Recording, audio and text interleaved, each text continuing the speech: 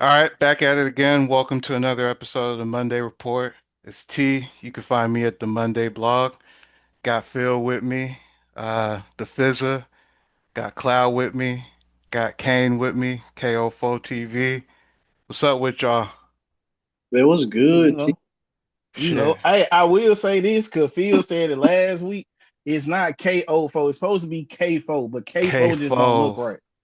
So I put the K4. 0-4. You feel me? My So like bad. if you read it by itself, you would just say four. You feel me? Like on Yeah. a jersey, you wouldn't say, "Oh, that's Zero number four. 0-4." You feel me? That's how, Yeah. But I don't know. Robert Parrish had the double zero. And, yeah. That's hard though. Yeah.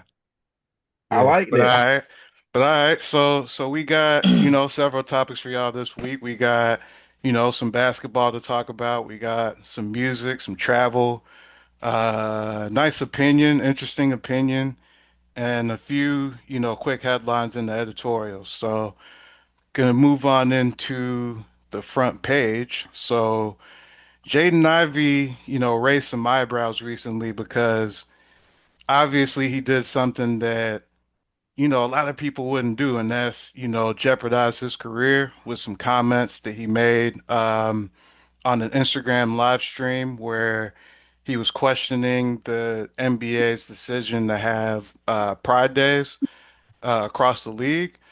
And so I have a brief video of Ivy's comments that he made um, that drew a lot of the controversy that's now being discussed. So let me know if y'all can hear this at the beginning. Said a few of these things. Y'all hear the audio? Yeah, we can hear. Yeah. Okay, cool. That the world can proclaim LGBTQ, right? They have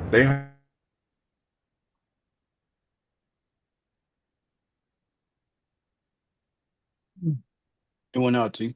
Went out. Okay. Yeah.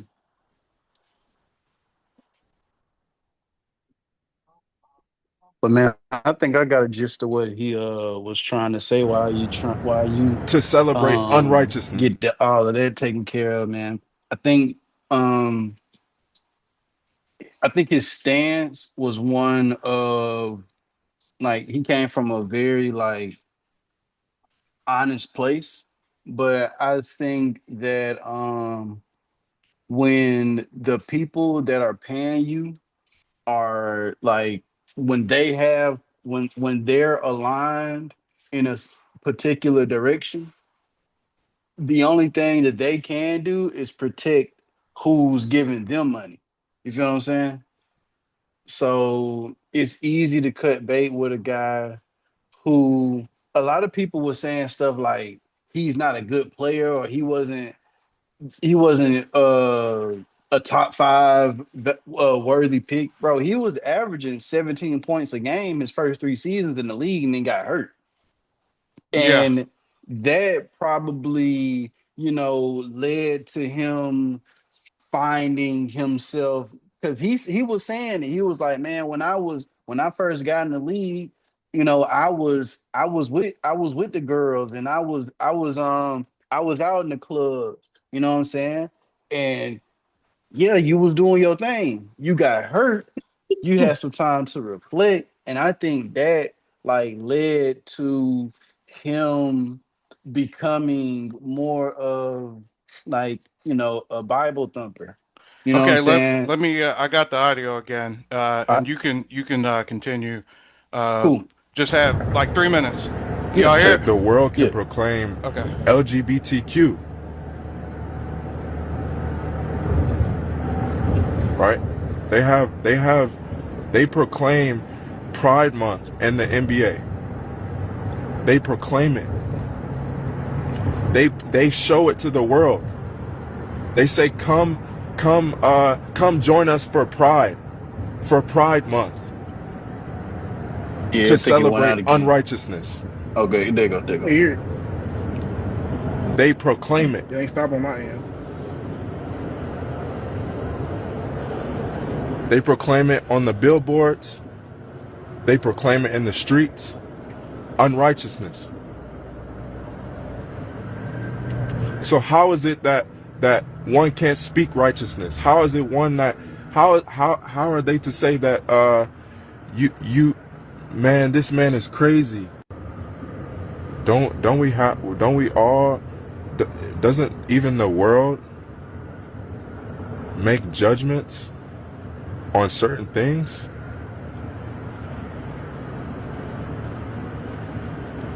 So how is it when the gospel is preached that people hate it? That people don't want to hear it, and they think it's strange when someone preaches the gospel, the true gospel. God did not make a man to be with a man. How God did not make a girl to be with a girl. God made a man for the purpose of procreation, to have another child. How else, how can a woman, how can a woman bear a child with a woman? How? Unless they go to the doctor and it's it can't happen physically. They have the same body part. They cannot, bro, they cannot bear children unless they get something done. Right? So God didn't make that to be God didn't make a woman for a woman. No, he made a woman for the man. That's why, that's exactly what God made. He made things good. He made the trees. He made the sun. If the sun was ever closer, we would burn. But he made it in a proper place so that we get the proper light in the day. He made the grass. He gave us water to drink. If we didn't have water to drink, we would be dehydrated.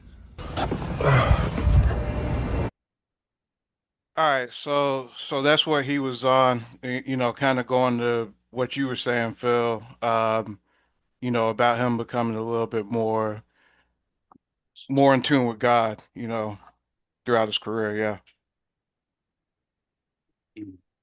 Um, hold on.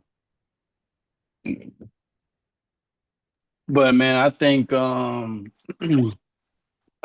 honestly, dog, like he what he was getting at, and he really wasn't wrong in nothing that he was saying. I want to say that first. Um, in the Bible, that's exactly how it goes. You see what I'm saying? And that's the scripture, right?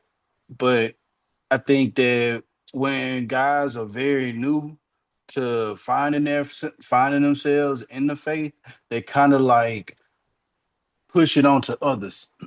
And that's what I seen was going on in the locker room. Like Mm, he was saying, like, how am I detrimental to the team? And I'm just like on the sideline cheering these guys on. Well, brother, if you know what I'm saying, if it was a Jehovah Witness that was knocking on your door every day, you know what I'm saying, and you told him that you wasn't interested, like you'll eventually get annoyed. You feel what I'm saying? Like yeah, is it's the same shit. Like you just like right there in their face, and you believe in what you believe in, and ain't nothing wrong with that. But I think that once we start to get in other people platforms, and then because I really want to I want to share everybody. I want everybody to get their thoughts in because I got something to say later. yeah, Um, but yeah, so like you got to just be careful on where you say certain things like that. true. No, it kind of reminds me of Tim Tebow's year in the NFL. You know what I'm saying? He had that year. I mean, the stats weren't that good, but he was very, very out open with his faith, and a lot of teams in the NFL weren't really on that. They were kind of trying to stay away from it, so that kind of hurt him in free agency. But what I'll say about Ivy, man, it's kind of crazy because he was a part of that Detroit core. He was a part of that Detroit core with Cade Cunningham, Duran and those guys, and then then he gets hurt, and it doesn't look like he's going to be a part of, what they were building over there. And I thought he was going to be an important part of what they were building. And so, for him to go from team to team and end up in Chicago, and then just out the league, that's kind of crazy because a few years ago, he looked like he could be, one of the better guards in the league. So I just think it's really crazy just from that perspective. But as far as what he said, um, he's certainly entitled to his opinion. You know, um, I do feel like the NBA has been more out open on a lot of social issues, including, gay rights, and I think that's a very just like worldly um, thing to do, just to be for everybody, regardless of your background. But obviously people are free to agree with that. And Jaden, chose not to agree with that and got where he is, Um, I believe that, marriage should be between a man and a woman just based off of science and, just how things work. But I also believe that, you know, there shouldn't be a place for anybody to tell somebody else, they can't have a relationship that they choose to have. So, that's my stance on that. Salute to him for standing up for what he believes in, but you know, Hmm. I don't disagree with where the NBA is going. And I also disagree with him in terms of where he was going with like Steph Curry, LeBron having to be like satanic because they had so much success, or Jordan, like just alluding to if you have that kind of success that you got to be satanic. I disagree with that.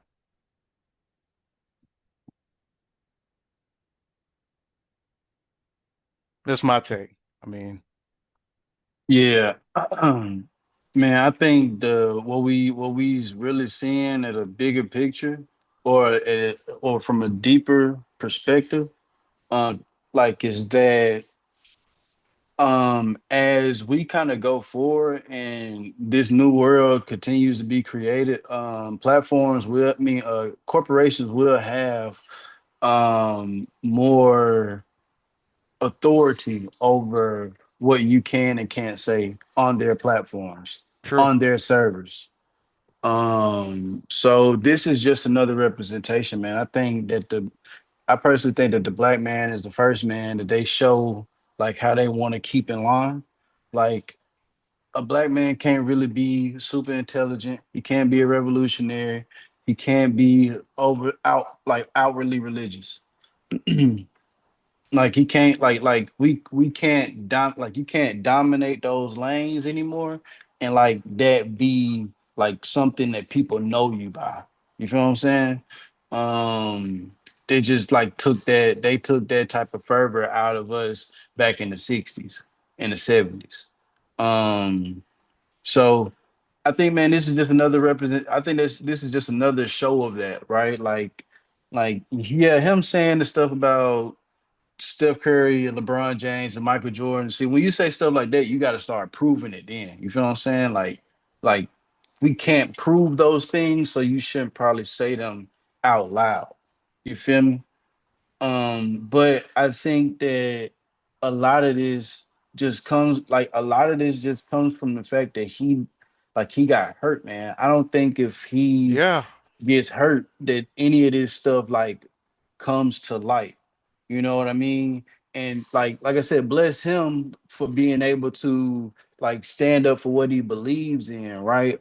But at the same time, like you have to be wise when it comes to these type of situations. And I think the frustrations of him not having that same opportunity and him like leaning more and more into that to the point where he's saying that his wife not even communicate with him. like because Hmm. she doesn't understand like why you would be so adamant about this. And you know, like I said, God bless him for real, because it takes a lot of courage and a lot of like Yeah, it does. it takes a lot of I don't even like a mental fortitude to be able to like embark on something in a world like this where one thing against the mob, they'll come attack you.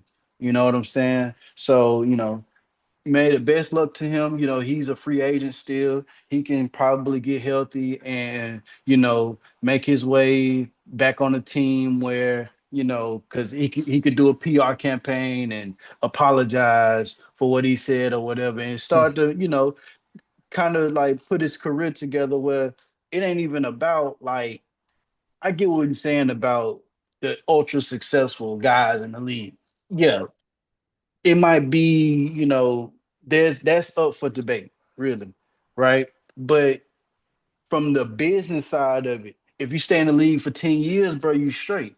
You feel what I'm saying? So like that should be the goal if you understand that type of level of, if you understand that's how the game is being played, then play the game to, for your pockets Play at the that game the point. right way. Like Kirk Cousins, I think Kirk Cousins should be an example for every single like not necessarily high end, but not really bad talent. Dog, Kirk Cousins, study his career, get like he should do like courses on like how to work business contracts, bro, because that's how True. you do it. When you not Great playing at example. the you're not playing at them like them high levels, you playing for them rings, but you ain't bad enough to where like they'll put you out the lead, dog, bro. Study Kirk Cousins, bro. Real shit. Yeah. Interested to see what Kane and Cloud got on this. Um, to be honest, I don't think it's because he got injured that this is happening. I think it's because he got traded after he got injured. So Hmm. I think that part is fucking with him. Then you move into a whole new city, you feel me? You don't know nobody, you having to adjust, you not playing. So since you don't know nobody, you out of your routine, you know. I mean, that's one thing. But I feel like it's one thing, saying freedom of speech, he has a right to his opinion, whether you agree or not. Okay, cool, right? But this not just an opinion. This is an opinion directed towards people and or an entity. So it's a conflict of interest whether what he's saying is true. If I feel like you put it out there, you speaking about me negatively, you know what I'm saying? And I'm paying you for a service. If you feel that way, if you feel negatively about me, how can I be 100% that you're gonna give me the best product? You already not playing. You already injured. So how can I even, in good faith, just guarantee that you're gonna give me the best product and you know what I'm saying? Work, do what you're supposed to do. Not only that, it's probably in a contract that he can't do certain things. So if he signed a contract, in his contract it say you can't smear the campaign, then what like like business is business. Like imagine if he did this but it wasn't religious. You know what I'm saying? Or it wasn't wrong. Like let's just say he just did it, but he just whatever he was saying was different. Will people still feel the same way? Will they still feel like, So oh no, man, he don't so deserve to be in the league? so like if he said it like just because he felt like it, not just because he based it on religion.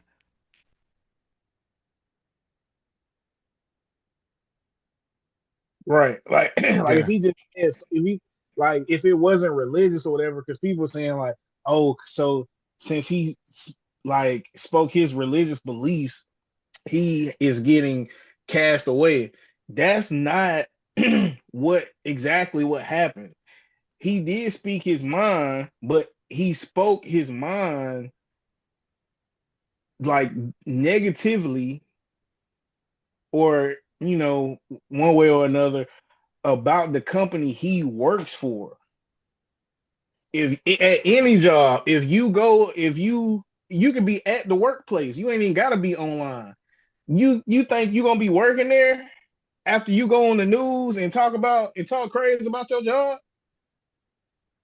It ain't gotta be nothing religious, bro. That's my point. Do you get what I'm saying? Yeah. Like you not finna be working there and you over here talking crazy. That's that's what the question really like. Is there such thing as freedom of speech? Um, and I don't think so. I mean, it's such thing as freedom of speech, but it's also such thing as like non-disclosure agreements. Well, like if your rights as a human being, like, does it translate into like private entities? Like you're always at risk of being violated. Um, what he did was exercise his right to speak freely, but they exercise their right to terminate all doings with you. And I don't think that it could have like any player of any magnitude, it doesn't matter, bro. If you try to think you bigger than the program, they're gonna show you that you're not, and they just gonna replace you. And that's the unfortunate part for him. That you know, because I mean, what else is Jaden Ivey gonna be able to do? I don't know if he's you know talented young man. Like he might be able to double back a degree or something, and probably you know. I mean, these guys, bro, if they don't last in the league 10 plus years, bro, like what kind of men are they? Like how they I ain't talking shit, you know what I'm saying? But they know better than, a journeyman electrician, bro. Like them niggas got the same kind of value, bro. Like if he's not playing basketball, right? If he's not, and I'm not talking about the guys that don't got business savviness and all that. No, I'm not talking about them guys. I'm talking about the guys who really like if man, what y'all think Miles Bridges would be doing if he didn't get that contract again, bro? You feel what I'm saying? He'll be dropping bangers. He'd be rapping. He'd be rapping. So it's just like we gotta kind of really, That's what James Wiseman doing. Wow. man, dude, like this just kind of goes to show, man, like we don't, even when you are an athlete, guys, we don't own nothing. Like you can't get on these platforms and say whatever you want to say and don't think you're gonna get cut. Like it's shocking to me that he think it's shocking that he's getting cut. Like what? Are you serious, dude? You can't, bro. Like these folks they gonna make a ass out of you every single time because they know that you can't do nothing about it. It ain't no other league that you can double back to that's competing with the NBA. Or it's like, oh, I could just go over here and I can say whatever I want to say. Nah, bro, none of that. You think he should still be in the NBA club?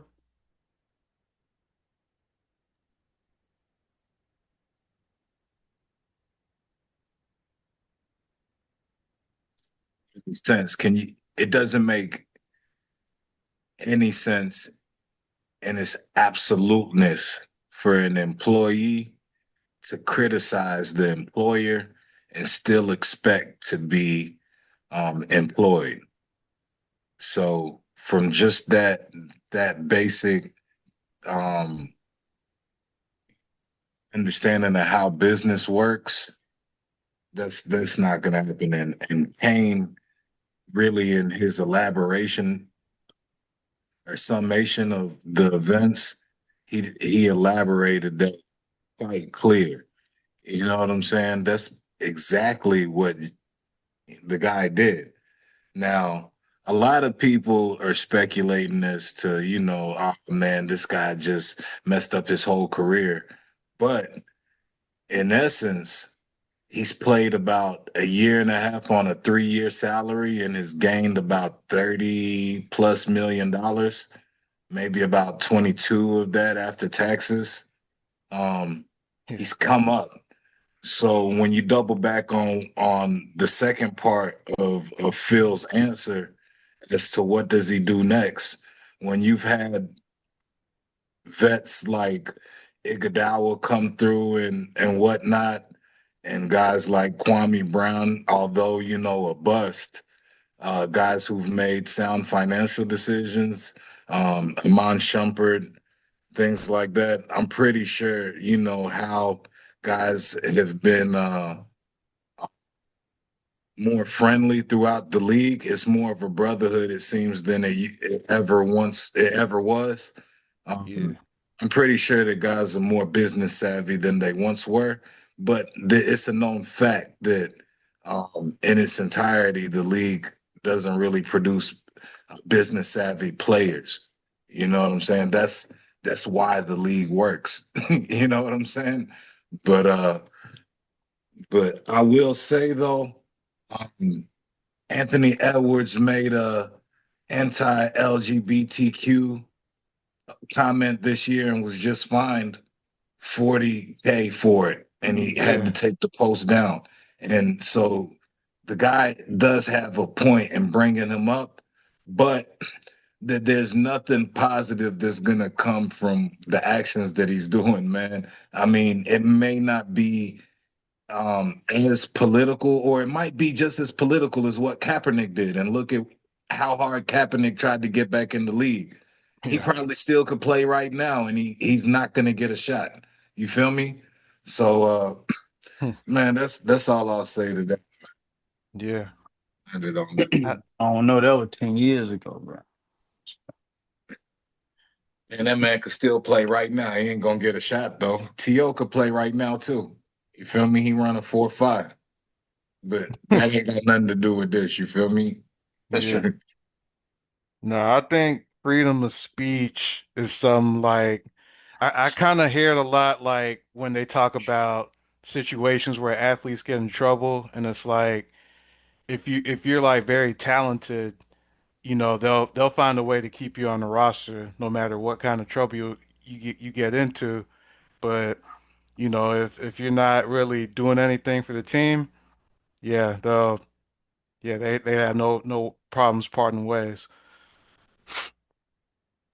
We All right. see MAGA using this as a talking point to maybe say, hey, we support black men, trying to push for him to get back reinstated. You see what I'm saying? Because this Yeah. aligns with their Christian values and whatnot. The whole turning point, whatnot. You know what I'm saying? Whole anti-LGBTQ Yeah. stance. And also, You think their this could be whole a psyop? That's what you're saying? You think this could be a psyop?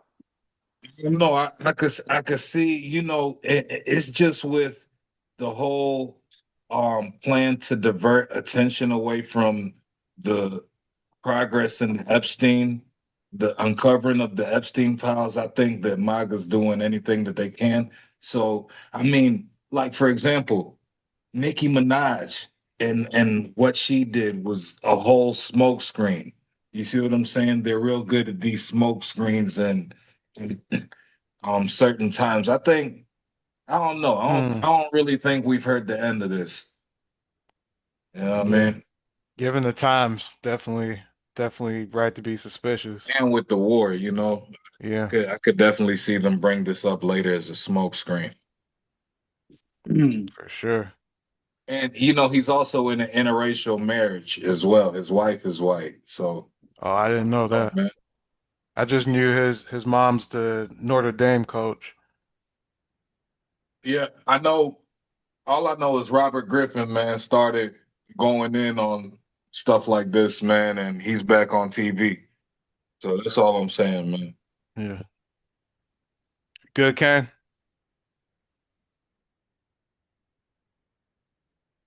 Straight, Ken. Yeah. All right. So, Bully. So Kanye West just dropped, his 12th studio album, Bully. 18 tracks, 42 minutes. It's been getting some, mixed reviews. I listened to it about, I'd say one good time, and I think it's a solid album. I think it's definitely listenable. It has like a soulful kind of feel to it. You know, I wouldn't say his lyrics are conscious, but definitely, does a good job of, painting pictures, you know what I'm saying? Right. And like, the melodies there, the artists he had on the album I thought were the artist selection was good. I think he had Travis Scott, CeeLo Green. Uh what I like about the album is it's not too long, so it's like an easy listen to for me. I don't like albums that are like 70 minutes anymore for some reason, but I definitely could sit down for a good album. So I don't know. I thought it was a good album. I wouldn't say classic.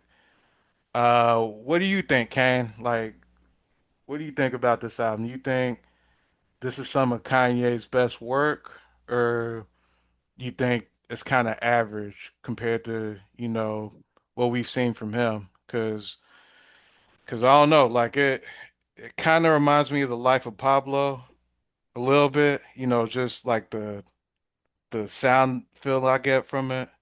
But I don't think it's as good of an album, but I don't know. I think it's an interesting listen. You think it's a classic, Ken? Nah, not off two listens. I listened to it twice today, like back to back, while I was like, running errands. It's cool though. Like I would never listen to a song and I felt like I just like, man, I'm finna skip this shit. You know what I'm saying? Like I ain't trying to hear this. But I think the only song that really caught my eye is two songs. One song would be the song with Travis Scott. Yeah, One because I don't know, maybe I just kind of like the song the best. But for two, I was kind of surprised because he just was talking reckless about Travis Scott, if I'm not mistaken, like within the last year or two. But mm, I don't know. Kanye be talking reckless about everybody and whatever. So and the other song was the song that his mom was talking at the end. I don't really know the name of it, but she was really speaking life into him, and just it was really beautiful. Um, what's his name? Amir Dennis had sent it to me a few days ago. I didn't know it was on Bully though. You know what I'm saying? I had just listened to the song a couple times. I listened to that song in particular like 4 or 5 times, but partly because the song is so fast, I just didn't. I mean, not so fast. It was so short that I didn't realize like that the song was over until I heard, you know what I'm saying, the lady speaking, and I kind of was doing something. So, because he sent it to me, he was saying like, how he thought it was so beautiful and how he felt about it, how much it meant to him, yeah, and how much he felt like it was his mom speaking to him type stuff. Um I listened to it like 5 or 6 times, 4 or 5, 6 times. And I don't really think much of it, but in the sequence of the album, it hit different. You know what I'm saying? I don't think it's his best work. Um, and I maybe I need to listen to it some more. You know what I'm saying? But I ain't really trying to hear like the Yeezus vibe right now. You know what I'm saying? But that's just me personally. Now, Yeezus, I loved Yeezus when it came out. One of my only probably life regret to this day is not going to the Yeezus concert with y'all. Um, and you know, it is what it is. It's Kanye. Like I said, like the production there, and I will say this, I've heard like a lot worse Kanye. Like I've heard like a lot worse Kanye. You know what I'm saying? But I think it would benefit him and all of us who love him and support him to kind of find a way to get back into that pocket of soul, man. You know Hmm. what I'm saying? Like I'm gonna be honest, bro. Like, and I feel like everybody go through these swings of how they feel about people, and I don't feel like nobody's ever kind of denounced Kanye as far as like musically or anything like that. Um, You don't think so? no, I'm saying like I don't think nobody been like, man, Kanye ain't that nigga. Kanye ain't who y'all think he is. Kanye, I don't think nobody ever like denied Kanye. Like I don't think nobody ever like at least to my knowledge or my memory. Oh And I'm no. talking about recently, and I'm talking about recently as well. You get what I'm saying? I'm not talking about at his height of heights. I'm talking about recently. I'm talking about like the people who speak negatively about him. You get what That's I'm saying? interesting. Like I'm you know I'm talking about more like media outlets. You know what I'm saying? Like I don't feel like nobody has ever kind of like slighted Kanye musically, whether it's producing, rapping, or writing. You know what I'm saying? Like people don't even care that that he has people write his songs. People don't give a fuck. We love Kanye. You get what I'm saying? But what I'm saying is, No one said I, he's I, I, like I, a bad I artist. yeah, I'm saying all that to say I've been seeing now, and I don't know if it's because it's that performance he did like on the Globe and stuff. Because I know Phil was watching it live. I don't know if it's because it's recent performance and because he stayed away enough to where it's like, oh man, you know what? You ain't did nothing crazy in a while, fool. We do miss you, man. You all right? Man, we glad we bruh, you still here, man. That's a blessing, dog. You feel me? And you know, that's just how it is with certain family members, man. You know what I'm saying? When they be wilding, you know what I'm saying? You be sick on them. And, you know, they come back around. All you think about is the good times. You don't even think about the bullshit. So, but I just wanted to say, I think Kanye has like a serious case for the GOAT, like over Hov, over Drake. I'm not trying to make this a topic. I'm just saying how I feel. Like I feel like it's debatable that no other artist has given more to rap and hip hop than Kanye. I think it's debatable. You know what I'm saying? Tupac, he did his thing. I know he impacted the culture. I know he influenced a lot. I'm not knocking nobody. You know what I'm saying? Because, you know, Pac did his thing on the acting side. You feel me? You know, and a lot of other artists did too. But I'm not talking about just how much Kanye gave to the culture. I'm just talking about the music. You know what I'm saying? And that's just my opinion. I'm not trying to say he is the GOAT. I'm just saying he got a good case for it. And, you know what I'm saying? Respect to him. I wish him the best. I wish him peace. You know what I'm saying? And, you know, we love Kanye. That's how I feel. I Quick ain't trying to go question on like I ain't the mean to go on long. sliding of Kanye. Like, do you feel like he caught flack for using samples? Because I feel like for me, in terms of when you said that Kanye's never been slighted musically, that's that's what comes to mind for me. Like there were some people who were like, he wasn't like original in producing some of his beats because of sampling.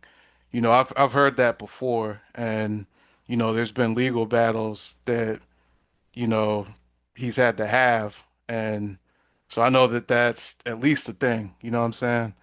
But other than that, I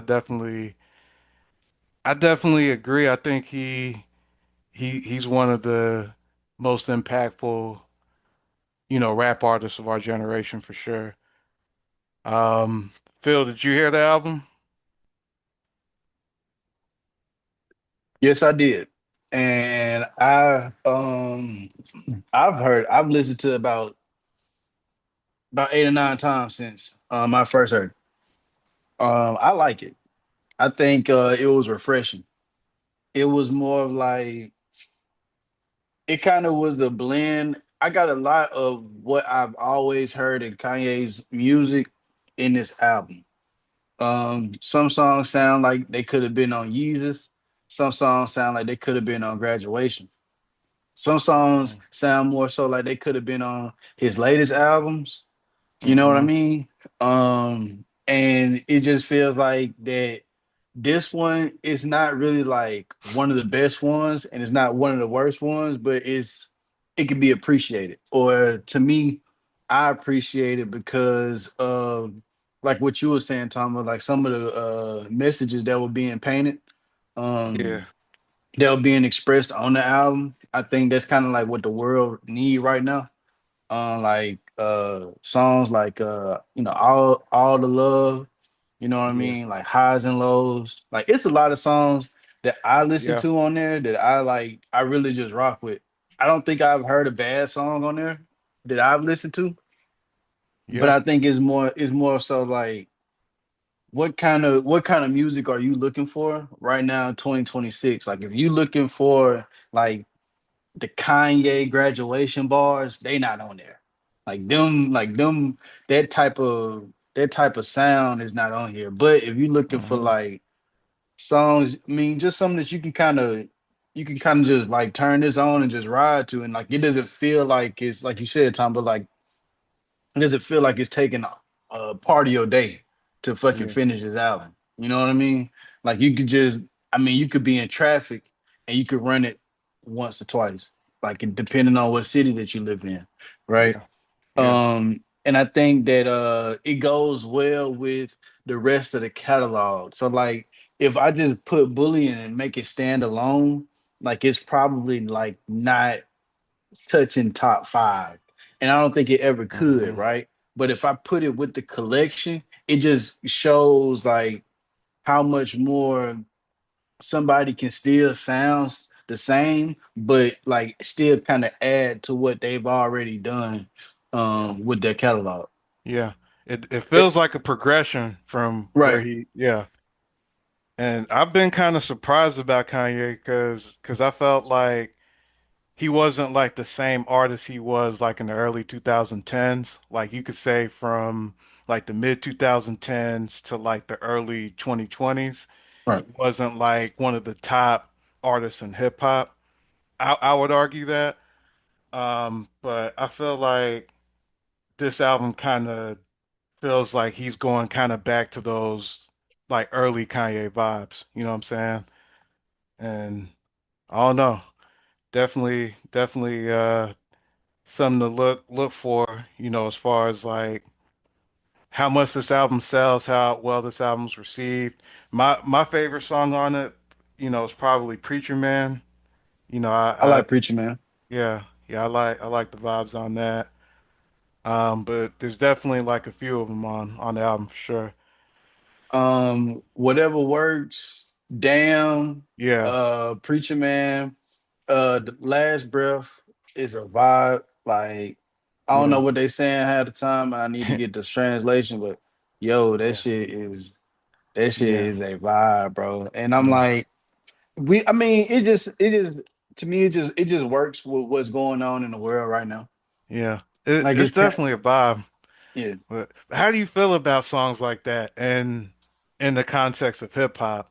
You feel like, you know, songs like that where it's like a Latin kind of vibe or like Afro I, beat, you bro, I know, think I think I think this is just like an example or our culture, and I hate to say this, bro. I hate to say this, but it's blending like is not even necessarily people are assimilating into our culture.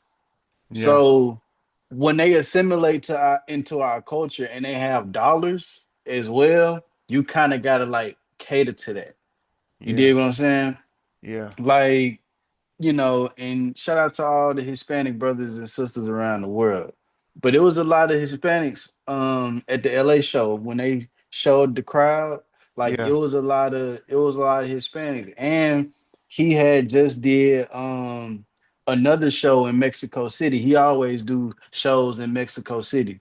So yeah, like, you know, Kanye has like he's bridged that, what I'm saying? He's like one of the many people that can bridge that gap between like black black and brown people. And I think that's yeah, what's going on in hip hop now. yeah, And like the Afro beats is us connecting to, Africa and the African countries there. yeah, And the Latin music that's starting to blend into hip hop, is also just his like Latin America like spending dollars to support black artists, so they gotta yeah, show them love and show them that yeah, they're the representation, like they are a part of they're a part of this as well. yeah. So it makes sense for him, right? Right. Yeah, like, but I just wonder from like a hip hop purist standpoint if that, if that ever kind of clashes with that. You got a take on that, Karen? What do you mean? Like as a hip Like, hop period? Like what do you yeah, mean? like songs like Last Breath or just, Afro beat, Latin vibes. It could be Bad Bunny jumping on the song. Like, how do you feel about that, like getting into hip hop? I mean, I ain't got no problem with it. You know what I'm saying? Good music is good music. Yeah. But I also say this: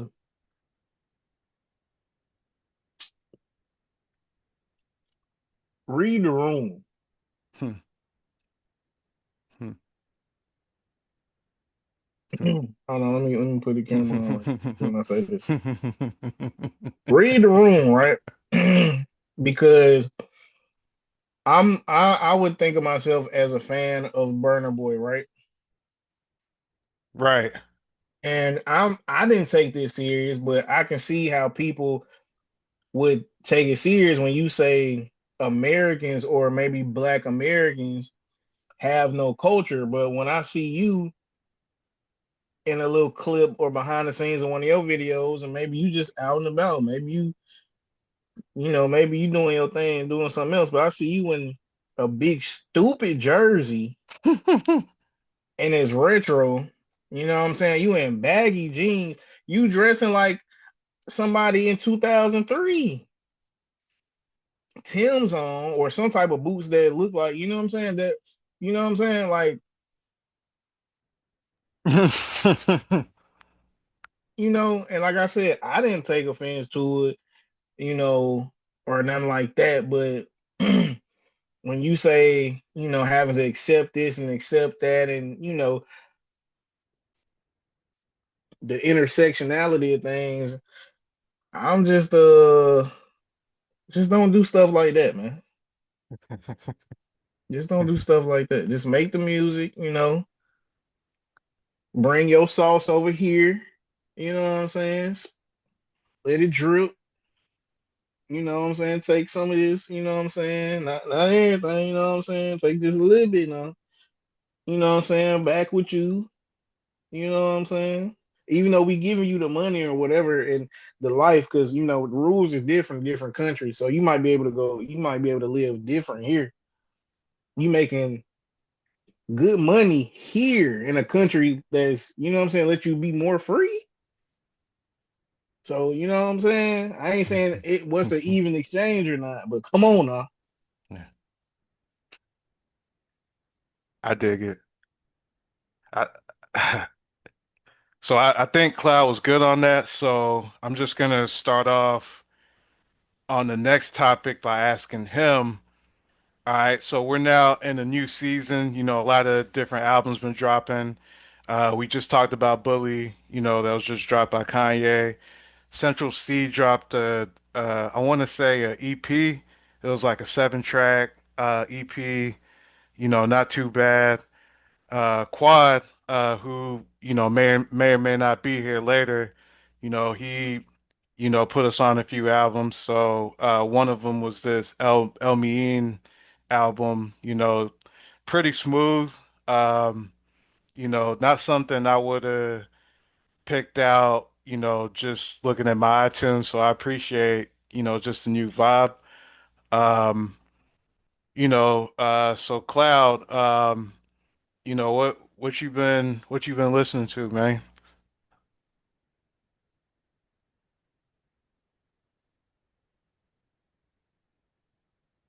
Oh, I can't hear you. Oh, there goes Quad. Perfect. Yo, what's good, Quad? What up? Yo, what's good?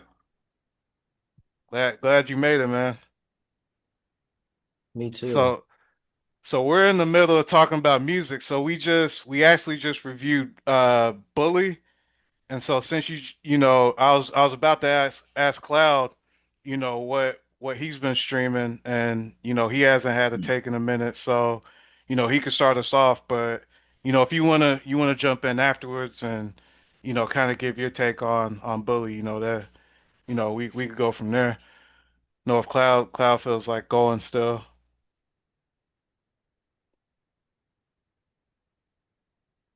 good either way. If you want to jump in here, Quad, that's cool.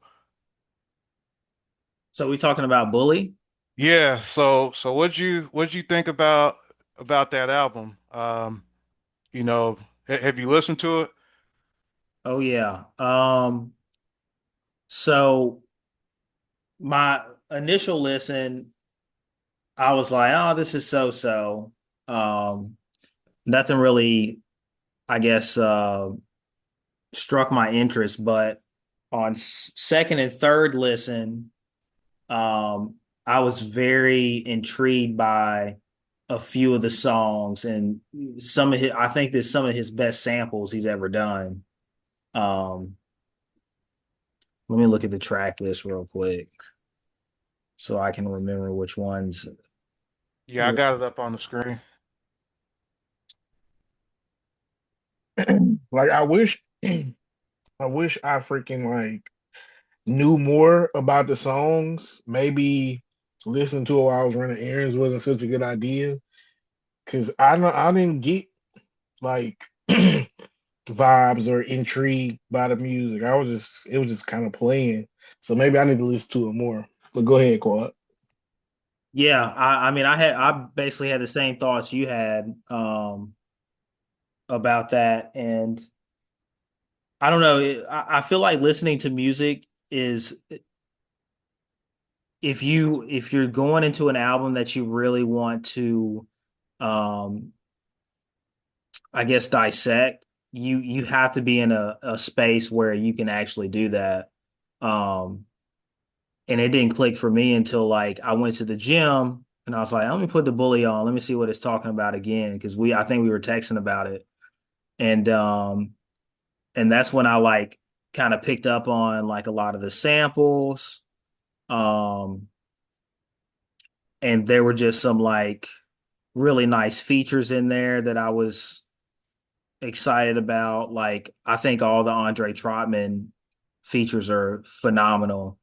Um, I can't remember what song it is. I'm trying to figure out, but he definitely samples all day, which is cool to see him like go back um to some of his like I guess past songs and whatnot. Um all Is the there a song? Is there a song where he samples "Bury Me a G" by Young Jeezy? Because it was a song I was listening to, and it kind of reminded me of this song. I'm not sure. I didn't pick up on that one, I don't think, or I can't think of it off the top. Um, let's see. I had found a note with all the samples on it. Um,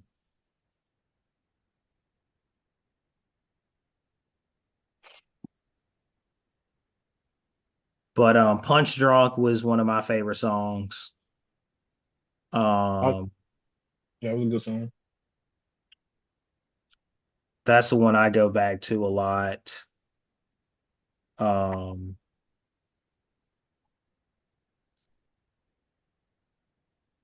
what was the other one? I Can't Wait. Was really nice. I like how he sampled the Supremes. Um, I thought that was fun. Um,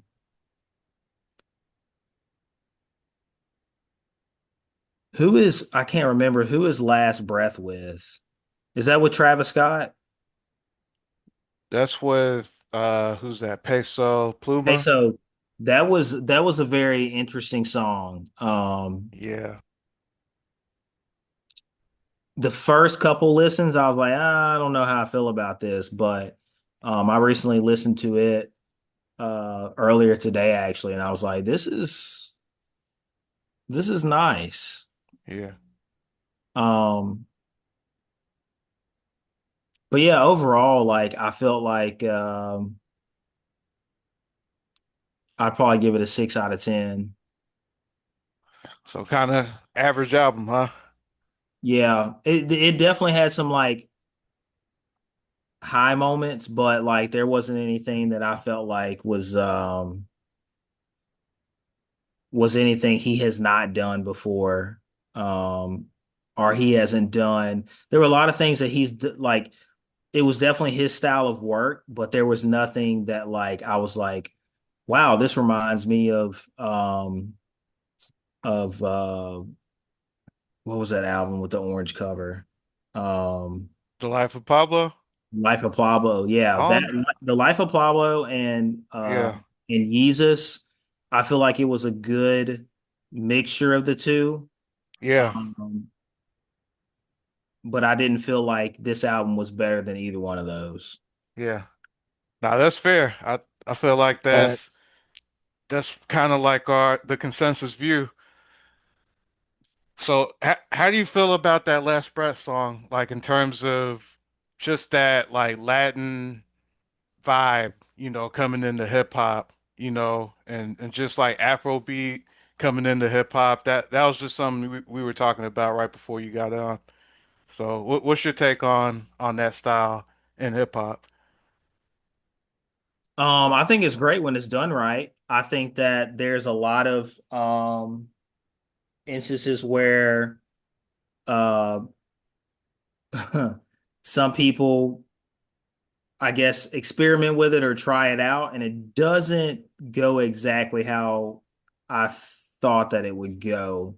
And they probably think the same thing, but um, I don't know. I feel like it's hit or miss. I feel like it's done really well, or it's kind of like, you could have missed me with that. Yeah, So, um, I thought that that one was, fairly decent. yeah, It did take me a couple listens to be like, all right, this is cool. But after I think that third listen, I was like, this is nice. So, yeah, and usually I trust Kanye to like know what he's doing with collaborations and sampling certain music. So, yeah. For real, he has a good track record. yeah. All right, so we're talking about like what we're streaming currently in music. So, anybody could take the conversation from here. we just brought up, the Bully album just came out. The Central C just dropped an EP. Uh, Talked about the El Mean uh album, the one that you shared, Quad. Thought that Yes. that was like, a real soulful album. You know, uh, not something I'd normally go for, but it's good to kind of step out, step out and listen to something different. You know what I'm saying? Little soulful vibe because I'm normally like on the hip hop side of Apple, so definitely good vibes. So, what y'all been listening to? I've been listening to a whole lot of shit. um, I guess outside of that album, um, I've been listening to uh this band is called Fuckers, but they spell it FCUKERS. Yeah, It's a very interesting album, very house influence, um, very pop. Um, I don't know how much house and pop music y'all listen to, but um, I'm really into house music right now. So um, I catch a lot of singles like here and there. yeah, I'm not, I don't got like a set artist. yeah, it's definitely it's definitely one of those genres where it's hard. Like I don't necessarily listen to like house albums. I feel like it's more of like a playlist setting, I guess, where um different artists have different hits and they just kind of like it's something that you can like kind of put together more of a playlist style than just like listening to the whole album. It just depends on the artist too. Yeah. Um, what else have I been listening to? Um, so Bonnie Vare dropped a live album. I don't know if y'all listen to Bonnie Vare, but he was very prominent on a lot of Kanye's um, Yeah. work through. Um, Was what album was that? was he on Wolves on The Life of Pablo? I don't know if he was on The Life of Pablo. Yeah. I think he was on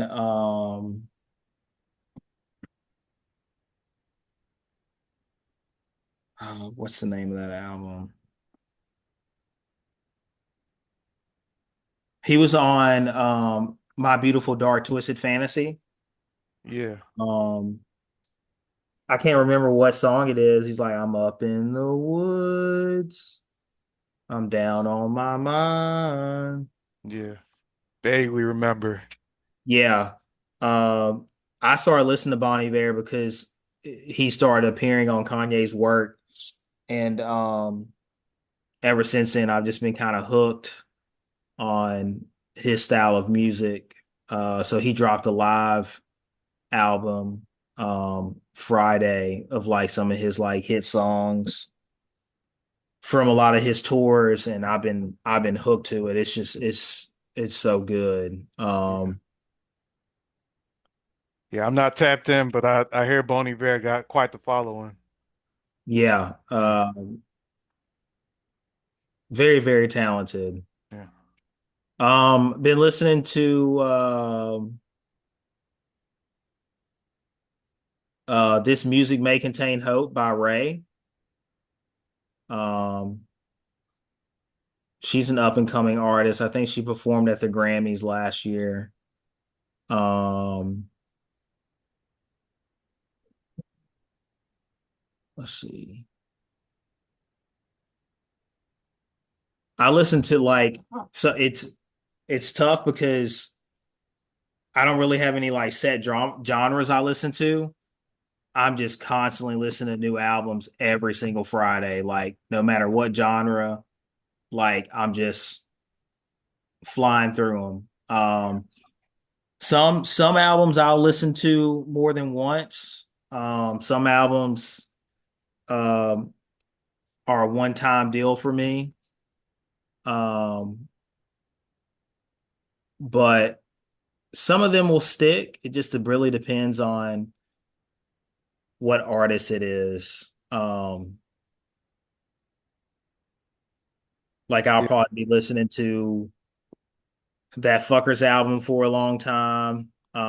Thundercat's new album is really well put together. I don't know if y'all listen to Thundercat. Um, some of Fetty Wap's new album I've enjoyed. Um, Mm. not all of it, but um, there's definitely some standout tracks there.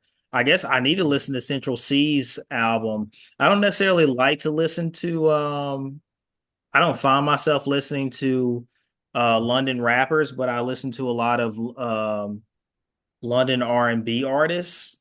yeah, Um, but I need to check out that Central C. yeah. It's all right. He's definitely got the flows, pretty talented. Yeah. What y'all been on, Phil? Kane? I ain't been listening to none, man. You know what I'm saying?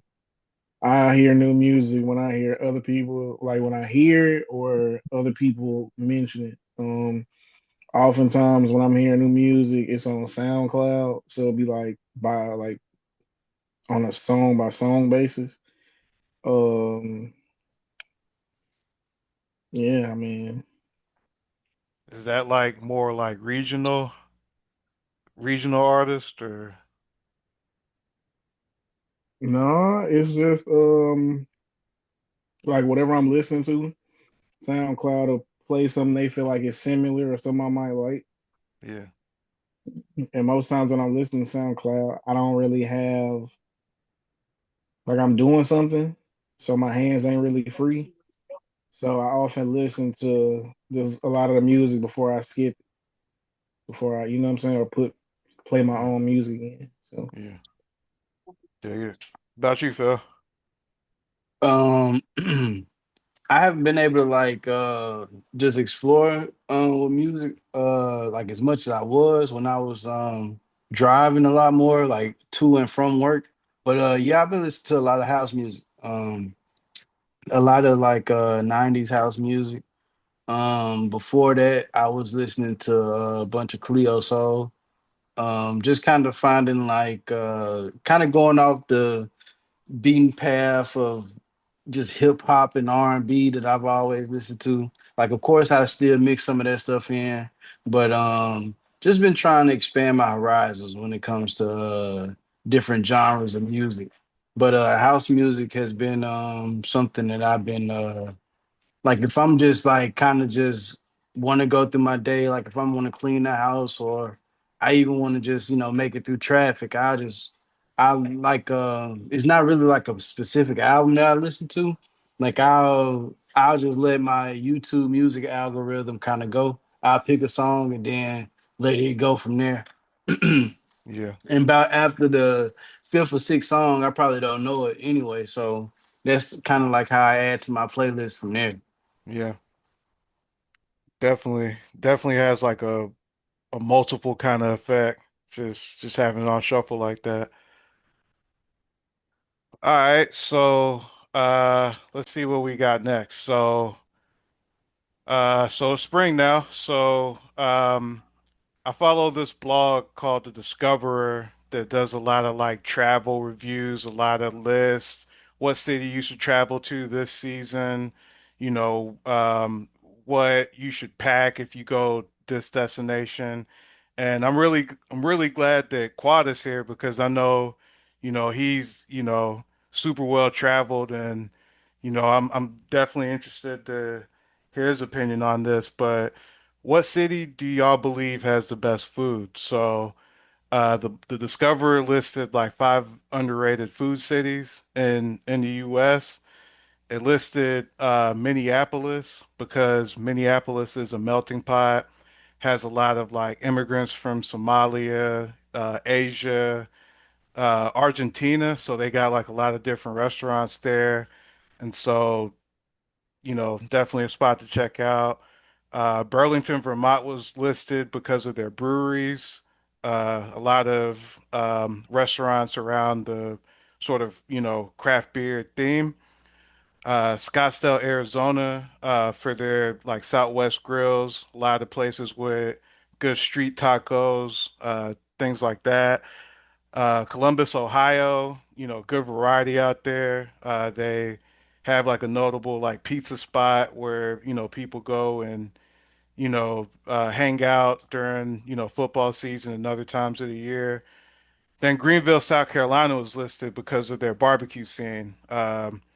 This one place has like bacon that they,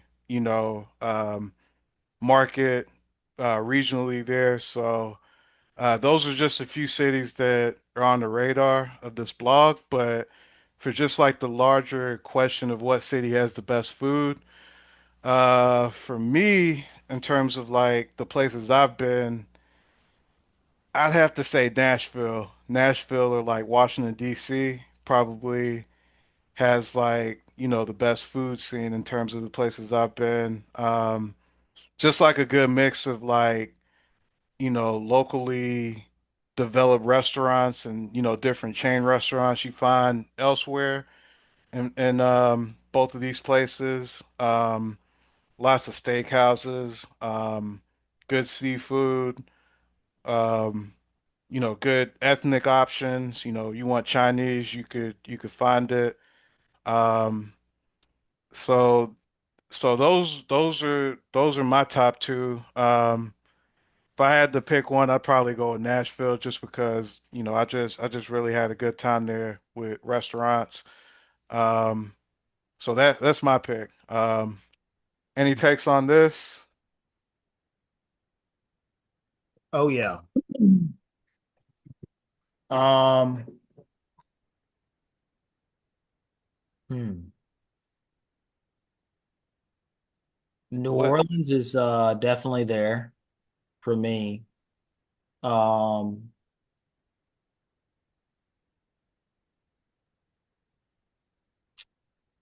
and then after that, it becomes like a toss up. New Orleans, New York, New York City, um, Atlanta, Asheville, North Carolina, Birmingham, Alabama, Yeah. um, Miami. Hmm. And then after that, everything else for me kind of falls in place. I haven't had a meal in Nashville yet that I was like, I got to come back for this. Yeah. Um, but most of my trips to Nashville have been more of market research for cocktail bars, so I haven't really had a chance to like go to some of um their well-known restaurants. They have a lot of them though. Yeah. Charlotte, North Carolina is also it's up there, but it's not like I wouldn't say it's top tier. Um, Trying to think where else. That's really it for me. Yeah. Um, the Midwest was trash. Um, and I'm not counting Chicago. Oh, Uh, Chicago's not bad. They got a good food season. yeah, Yeah. Chicago's probably top five. I haven't been to Chicago though. Um, but like the Midwest was not great. Um, I've also been to Reno, Nevada a good bit, and it wasn't doing it for me either. There was a couple good places there, but like I would never be like, oh yeah, I got to go back for their food. Yeah. The only places I really get excited about going back to are New Orleans, New York City. Atlanta, um, and I'm very lucky to have the variety of places in Birmingham right now that they have. It's pretty nice. Yeah. Yeah. Birmingham's an underrated food scene for sure. I've only been to Atlanta out of your top three. What'd you like about the Atlanta food scene? Like what? Um, the variety. Yeah.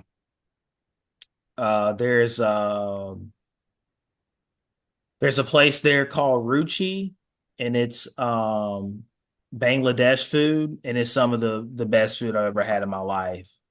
Um, I feel like a lot of cities lack the ethnicity of food culture, Yeah.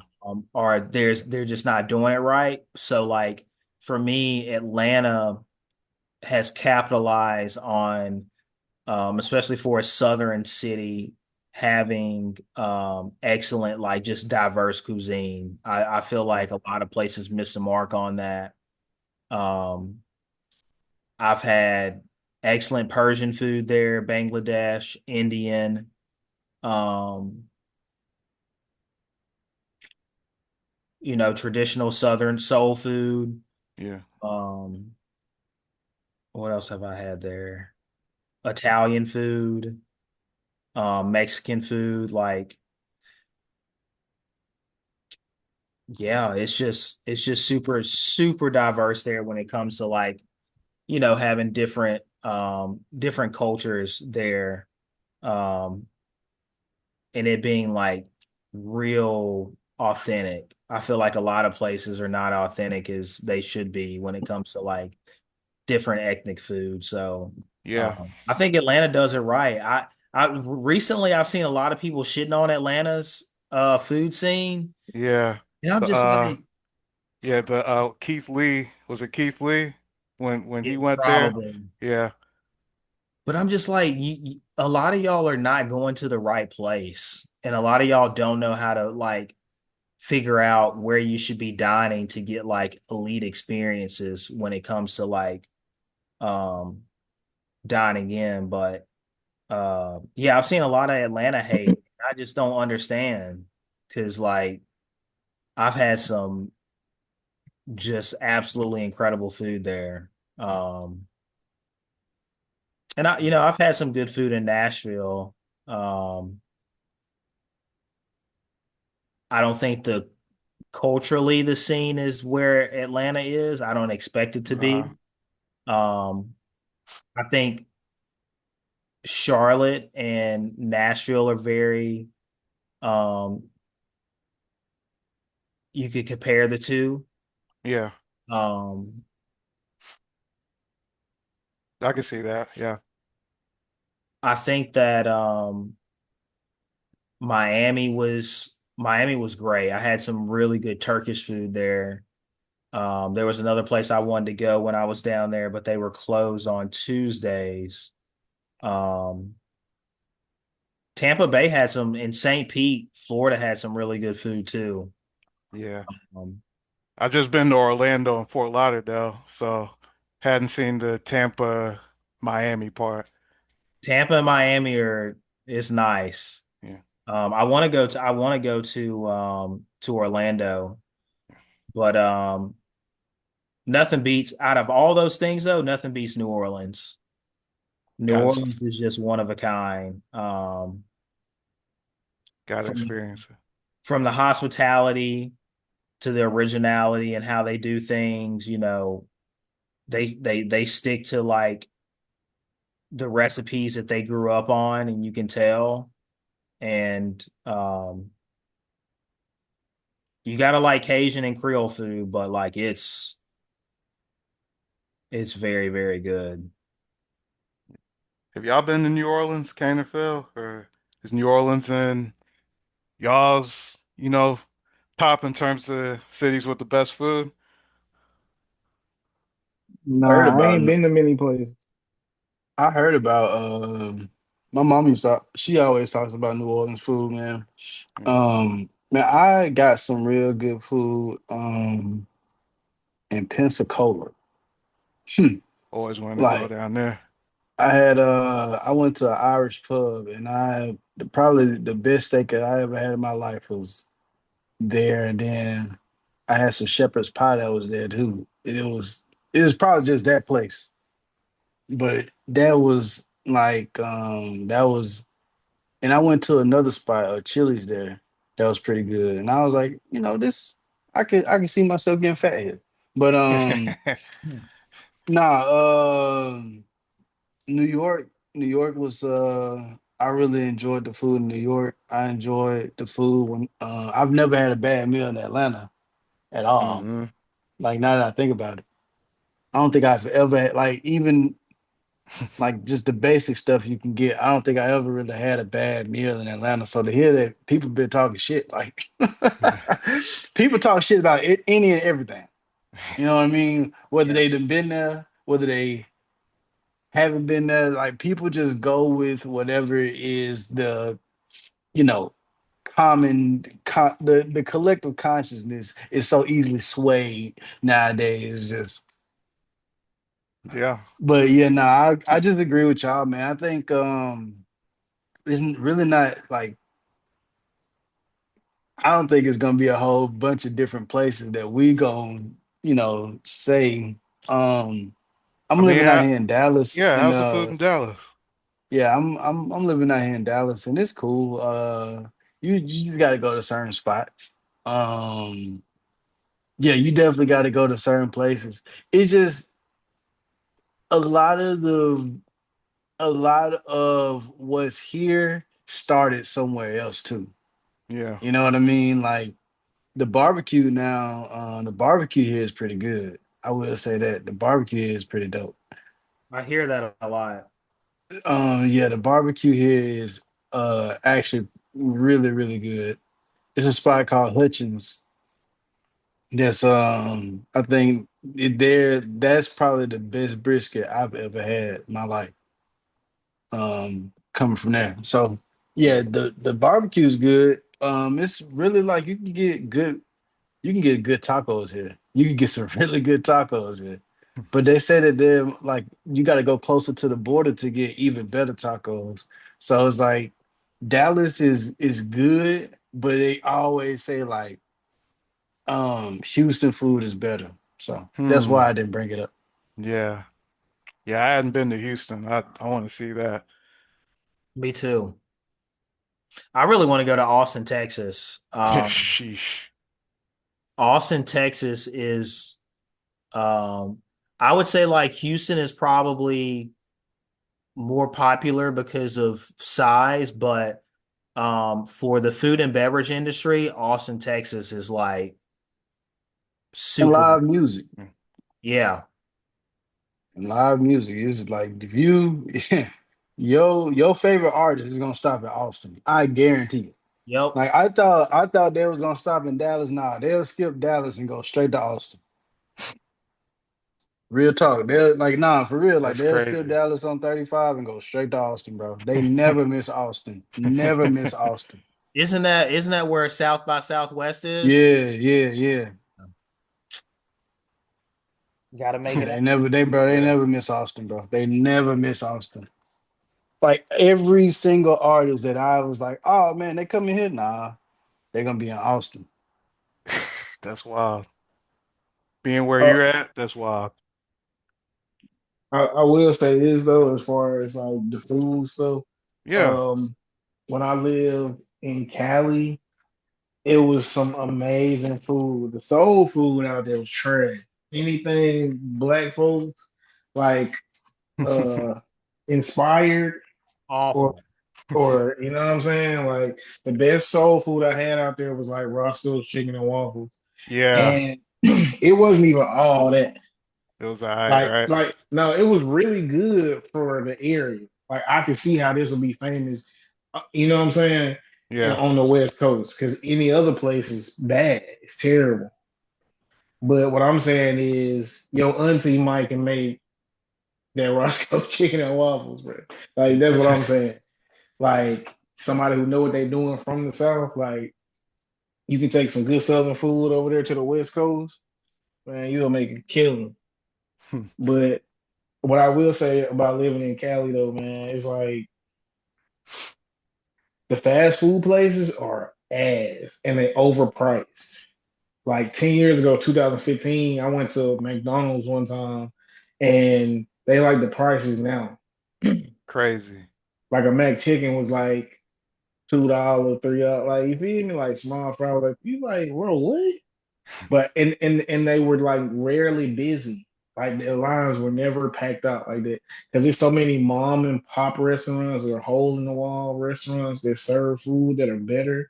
They got so many different like franchises that's not everywhere, like Yeah, a In and Out, like a Johnny yeah, Rockets. You yeah, know what I'm saying? It's so much variety to choose from, and they all good. Like the fast food places that's out there, that's the franchises that's out there that's not everywhere, like a Del Taco, yeah.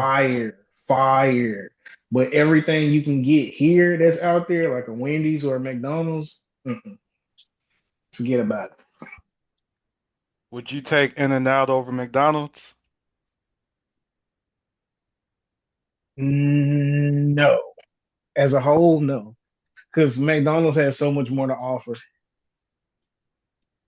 Like, Interesting. like In and Out, like their fries being bad is like a major hit. You know what I'm saying? Because a lot of times fries will make or break a place for you. Yep. So, you know what I'm saying? Like what Steak and Shake, like Yeah. burgers amazing, but they give you like crispy ass, pencil thin, crispy ass fries that's basically potato chips. And I don't want that. So I'll never go there unless it's just all I got. So for In and Out, people be like, you just gotta get them animal style, bro. That's not gonna work. It's not gonna bring these French fries to life, bro. It's not gonna work, bro. So I will say, like the In and Out burger itself is probably better than anything on McDonald's menu, but that's it. Like I don't even remember what else they sell at In and Out, bro. But the fries being that bad is just terrible. And then they give you these big stupid ass onions, and I love onions, but onions that big, like come the fuck on, bro. Like it's damn near an onion burger. Like you know what I'm saying? So Yeah, that's not good. no, I mean if It's you not out there good. visiting, you'll go out there once a day. You might go out there twice a day, like if you just visiting. But after you've been there for a while, you ain't really on that. You'll go to In and Out because that's the only thing open that late type shit. You know what I'm saying? Yeah. And it's like not Whataburger. It's kind of like a Chick-fil-A as far as the speed. It's like a Fusakli's. And that's why I don't know why the fries be that bad, but I'm assuming it's because they already had the fries made up and they just kind of push them out because the line of In and Out is always to the street. So yeah, I Wow. mean, I'll take McDonald's, bro, because they don't peak as far as high as that one burger, as far as that burger, but you still got chocolate chip cookies, bro. You got McFlurries. The fries are not only edible but amazing. Like, and even if you let them get cold, you can throw them in the air fryer, and they go from like a 10 to an 8, like almost fresh. Might have to put like a little bit more salt on them. You know what I'm saying? So Yeah. So I mean, what is y'all's favorite Tuscaloosa restaurant? Ah, man. So it has to be something you could only find in Tuscaloosa. Thomas Rib Shack. That's my answer. Yeah. Yeah. Not Catfish is so 100. fire, necessarily. dude. Um, just Catfish is so fire. something that's in Tuscaloosa. Yeah. Uh, If I don't say the Rib Shack, I'm gonna steal somebody's favorite hot walk. Um, I'm still before Hey, somebody else take it. Yeah, hot walk. hey. Yeah. So If I so can't use those the are real shake, hot walk express for sure. those are two good ones. Swin is up there for me. Uh Cypress Inn when it was here. I liked it just because just the experience, nothing like it here, but It's a staple. yeah, but definitely Swin for me, man. I don't know, girl. I don't know. Real Shaq is up there for Mm-hmm. sure. Um, and I'm trying to see. Hot Walk is up there for sure.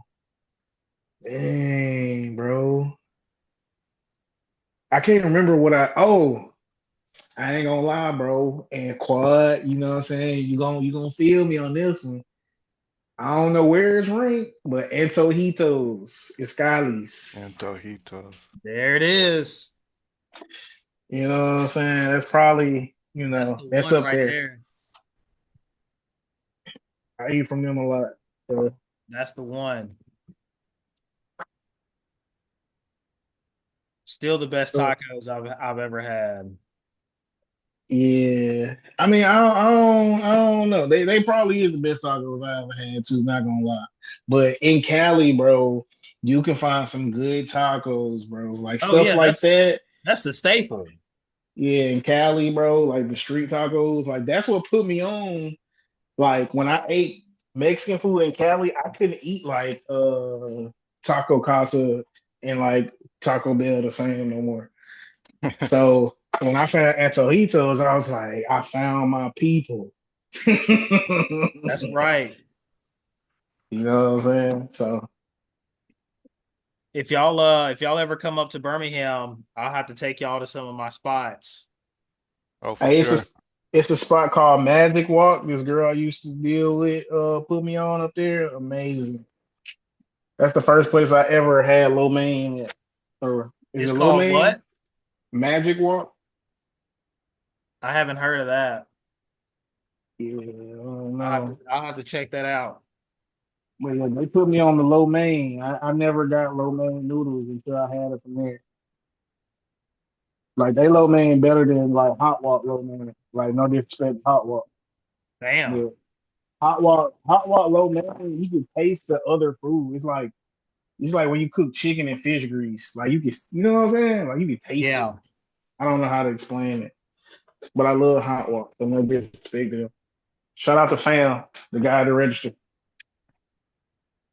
Yeah, yeah. All right, so we'll move on into our opinion topic for this week. So, is marriage legal slavery? All right, so Leslie Jones had some recent comments. I got two short clips, probably about 30 seconds each, where she's talking about marriage and her view of marriage. So, just one sec. Let me know if I y'all can't can hear it at can't the believe we beginning. talking about this right now. I'm sick of men. All right, so this was her view a few months ago. Let me know if you can hear it. I'm sick of men telling me, "Oh, well, you know, you hardcore." Yes, I am. I am. Can you handle it? Oh, well, what you bringing to the table? I am the table.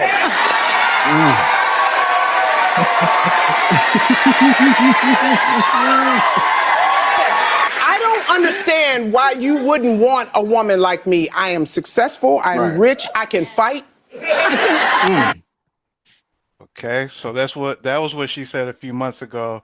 Here's what Right. she just said recently. I think marriage is legalized slavery. You do. Yes, I do. Say more, because if I'm thinking about slavery and I'm thinking about marriage, there are two different images that come into my Absolutely head. not. I don't think I don't know how you don't.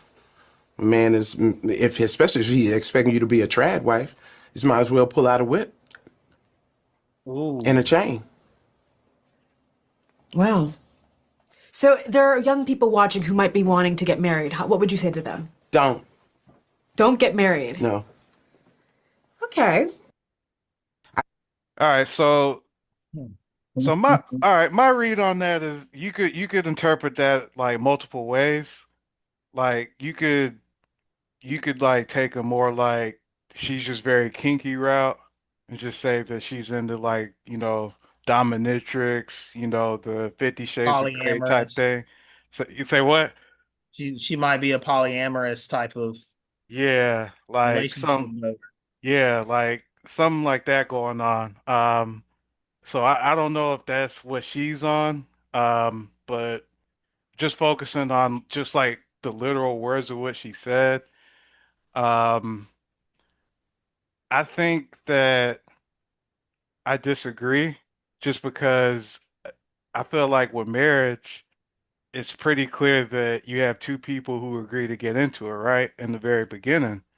So that being said, for just the most part, because in certain cases, maybe there's certain circumstances around why people get into it that's beyond just consent, but I think consent's like, the most regular outcome that you see.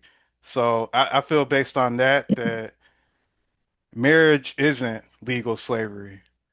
I think it's a voluntary union, and I think it gets complicated when people bring contracts into it. I'm more of a proponent of, all right, if you're gonna get married, you shouldn't have to put on paper, okay, this is my property heading into marriage, this is your property heading into marriage. Just because to me, that psychologically creates an expectation of, okay, when this doesn't work out, this is this is what's gonna happen. So I feel like it kind of plants a bad seed when you approach marriage that way. So I feel like that's where marriage goes wrong. But otherwise, I feel like it's a voluntary thing. I feel like there isn't really coercion in it. People no normally get into it for different reasons, normally love, sometimes money. That's my take. I don't think it's legal slavery at all.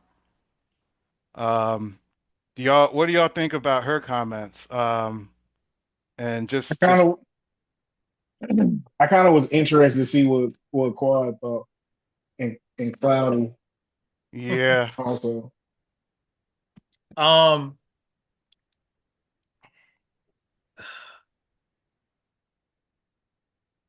there were parts, especially on that last clip, that I agreed with. Um, she made a good point um with being a trad wife. I think that um and funny enough, so the divorce rate is lower than it was. It's lower now than what it was in the 1980s and 1990s. And I think a lot of that has to do with the fact that people are more interested in partnerships um than legal binding. Like me and my partner have been together for 9 years and we're not married. Um, we talk about marriage all the time. We both are mutually in agreement that when the time comes, we can do that. But more so for us as individuals, I feel like we have things that we personally want to accomplish or feel comfortable with before we make that leap. Um, Obviously, like I'm getting ready to open a business. I don't want to necessarily get married until that is established and her and I are both comfortable with like making that leap. Um, I feel like she's speaking from a generation maybe before us, where she saw a lot of her um, friends, family, peers, whatever, get into these traditional marriages that I wouldn't say necessarily are forced, but more so their generation felt like it was a part of it's a part of their bucket list that they have to do. You have to get married. You have to have kids.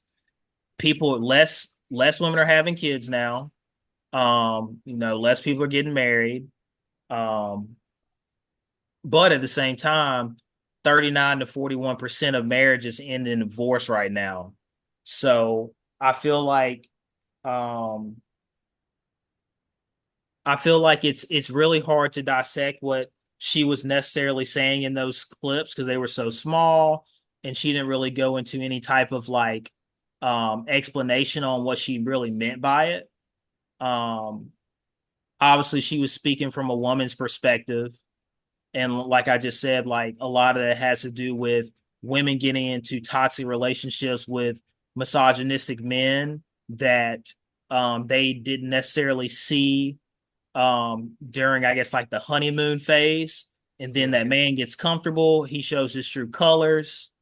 Um, Hmm. and then that woman's like, I made a big mistake, or vice versa. Um, that's what I got from that. Yeah. Um, I feel like we're in uh we're in an era of um women being more particular about committing um than in the past. I feel like it was just such a like um bucket list thing to do. It was to, find a man and get married. So many women go to college, and like, I remember being at Bama, and there were so many women that I met that were like, I'm here to find a man. Mm-hmm. And it's like, okay, you find him 3, 4 years down the road.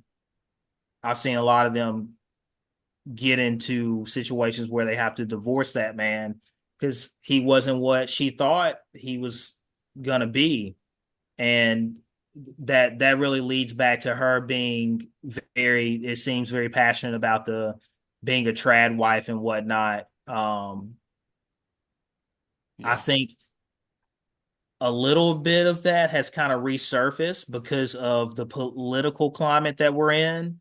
I feel like um, Trump being reelected has really red pill people again, to the point where it's like,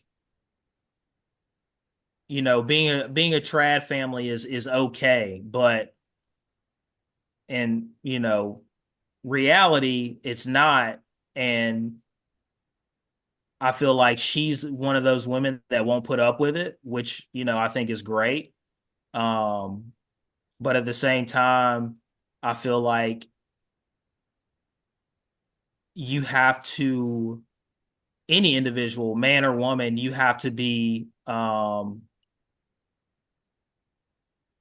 understand people that you're, I guess, getting entangled with. You look at Will Yeah. Smith and Jada Pickett, Yep. um, it's just our generation's so different. I would say that polyamorous relationships are at an all-time high. I know so many, friends and family, I guess, that are more open to polyamorous relationships because no one really commits like they used to. And I think that you could just tell from those clips that she's very passionate about um, the commitment not being um, what it used to be. Yeah. And that might be a positive thing. But Maybe. like I said, divorce rates are down, so I don't know. It's weird. Yeah. It's like it's a weird trend, right? Where like there may not be the same economic incentive, and there may not be the same like societal pressure to do it. Hmm. But yeah. What's your take, Phil? Hmm. Um, it can be um I think the words or the terms used, legal slavery, like alludes to something, but I think what she's really trying to say is that it kind of it puts you in a like, I mean, it puts you in a contract. Like most contracts are restricting. You know what I'm saying? They got some type of terms that you have to agree by. And in marriage is like certain airs that you kind of have to put on. So Mm, I think that is true. But I also have to consider who is delivering this message as well. Mm-hmm. Um, like maybe she has had some past relationships where she felt as though that she wasn't as fulfilled, right? Because in the first clip, she's saying like, I'm a good woman and I have something to offer, even if she's saying things like I am the table, you know. So let me put some shit on your back. But no, mhm. nah, but no, she's saying that she's worthy enough. And I get that, right? So it's more like, all right, then you switch and say, well, now it's legal slavery. Well, maybe somebody tried to take advantage of the fact that she was vulnerable with them, and they wanted to restrict her in a way, and she probably lost a part of herself and regained it. Once she got away from him, and now this is the enlightenment that she's gotten from going through that trauma, and she's just sharing it and she's just sharing her perspective. I think that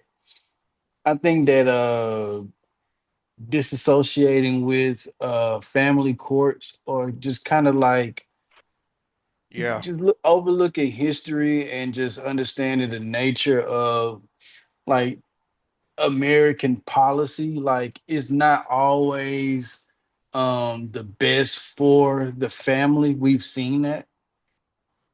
And I think it's just more people are catching on to that. More and more people are seeing examples, and so people are just collectively thinking differently about what marriage is, and like how to have more successful relationships in these modern times.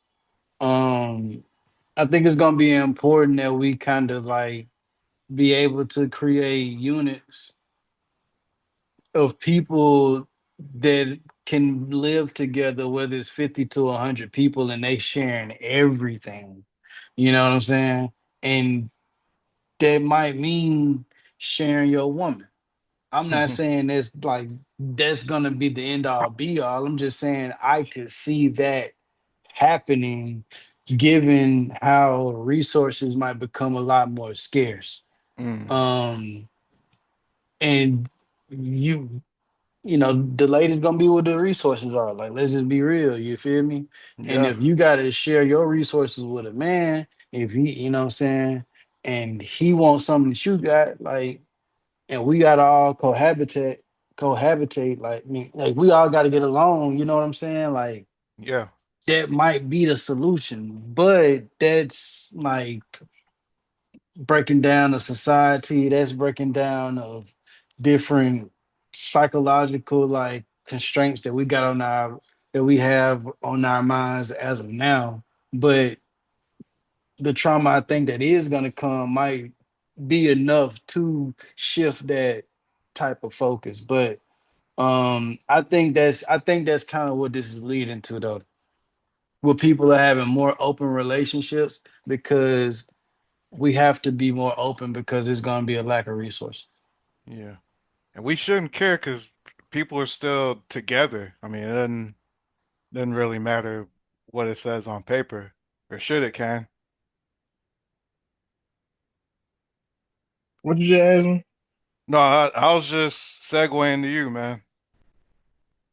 Like it shouldn't really matter like the label we put on two people being together, should it?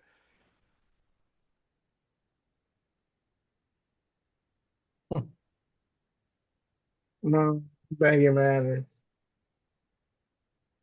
I think it does matter because, man, this ain't marriage. Ain't just about two people being together. This is about family structure and lineage. Like if You know what I'm saying? Y'all got like a nice family. You know what I'm saying? When people had like a lot of kids and stuff, the family reunion, let's say I have a family reunion every year, every other year, will change depending on who the oldest in the family. This type of stuff matters. It might not matter as much or in certain cases, but it matters. And If why we you have acting, kids, huh? if you have kids, Yeah, the kids definitely. I mean, Yeah. I guess. I'm not saying it's the end all be all for sure, but it's structured for a reason. Like when you say they was, or not when you say, I don't remember who said it, when somebody was saying that somebody might have been with somebody and then dude switched up and then Shorty realized she made a mistake. The mistake wasn't who she was with. The mistake was doing shit out of order because you trying to do something unserious or and not be intentional and trying to end up with intentional. You get what I'm saying? Yeah. Like if you know in your heart of hearts you want a family or you want to be married or you want real relationship and commitment and love and all that other stuff, you faking like you don't want that or you cool without it to either impress women or to not scare off this dude or not put pressure on him, that's the wrong way to go about it. Clearly, especially if you can end up with something with some stuff you can't really just give back, like illnesses or children or trauma. So we need to take stuff more serious because we just acting like, oh, marriage don't really matter. Like, bro, people saying they'll rather have your kid than be married to you. And I'm not saying that's wrong or right, but I'm just saying we need we need to value this system of structure, maybe not this system of structure, but some system of structure. Because without it, we kind of just leaving things up to however it play out. So But my but I think what we have here is like I agree with you saying that there should be some type of structure. Um but I think the purpose of marriage really is to secure property. Um Yeah. and I think that like marriage ensures that there's a passing down of property to a lineage that comes after the union of this man and woman. Um, and I think that's like the primary purpose of marriage. So I agree with you in that sense. But what I would challenge you is there has been a lot of property lost after the death of the patriarch and the matriarch in the family. So like do you think that like the collective idea of marriage and like what you're proposing, do you think those two things are aligned, or like will they ever get back aligned? Because I mean, I see what you're saying. Like, I see that. I mean, I understand that. We should probably put more emphasis on like restructuring how we view relationships to where a baby doesn't happen before like real actual commitment. But I think we might be a place where we're too far past that, where we might have to take a generation or two to get back to that point. So if that's the case, like what do we do in this moment right now? I mean, that's something to think about, and maybe we can have that conversation later.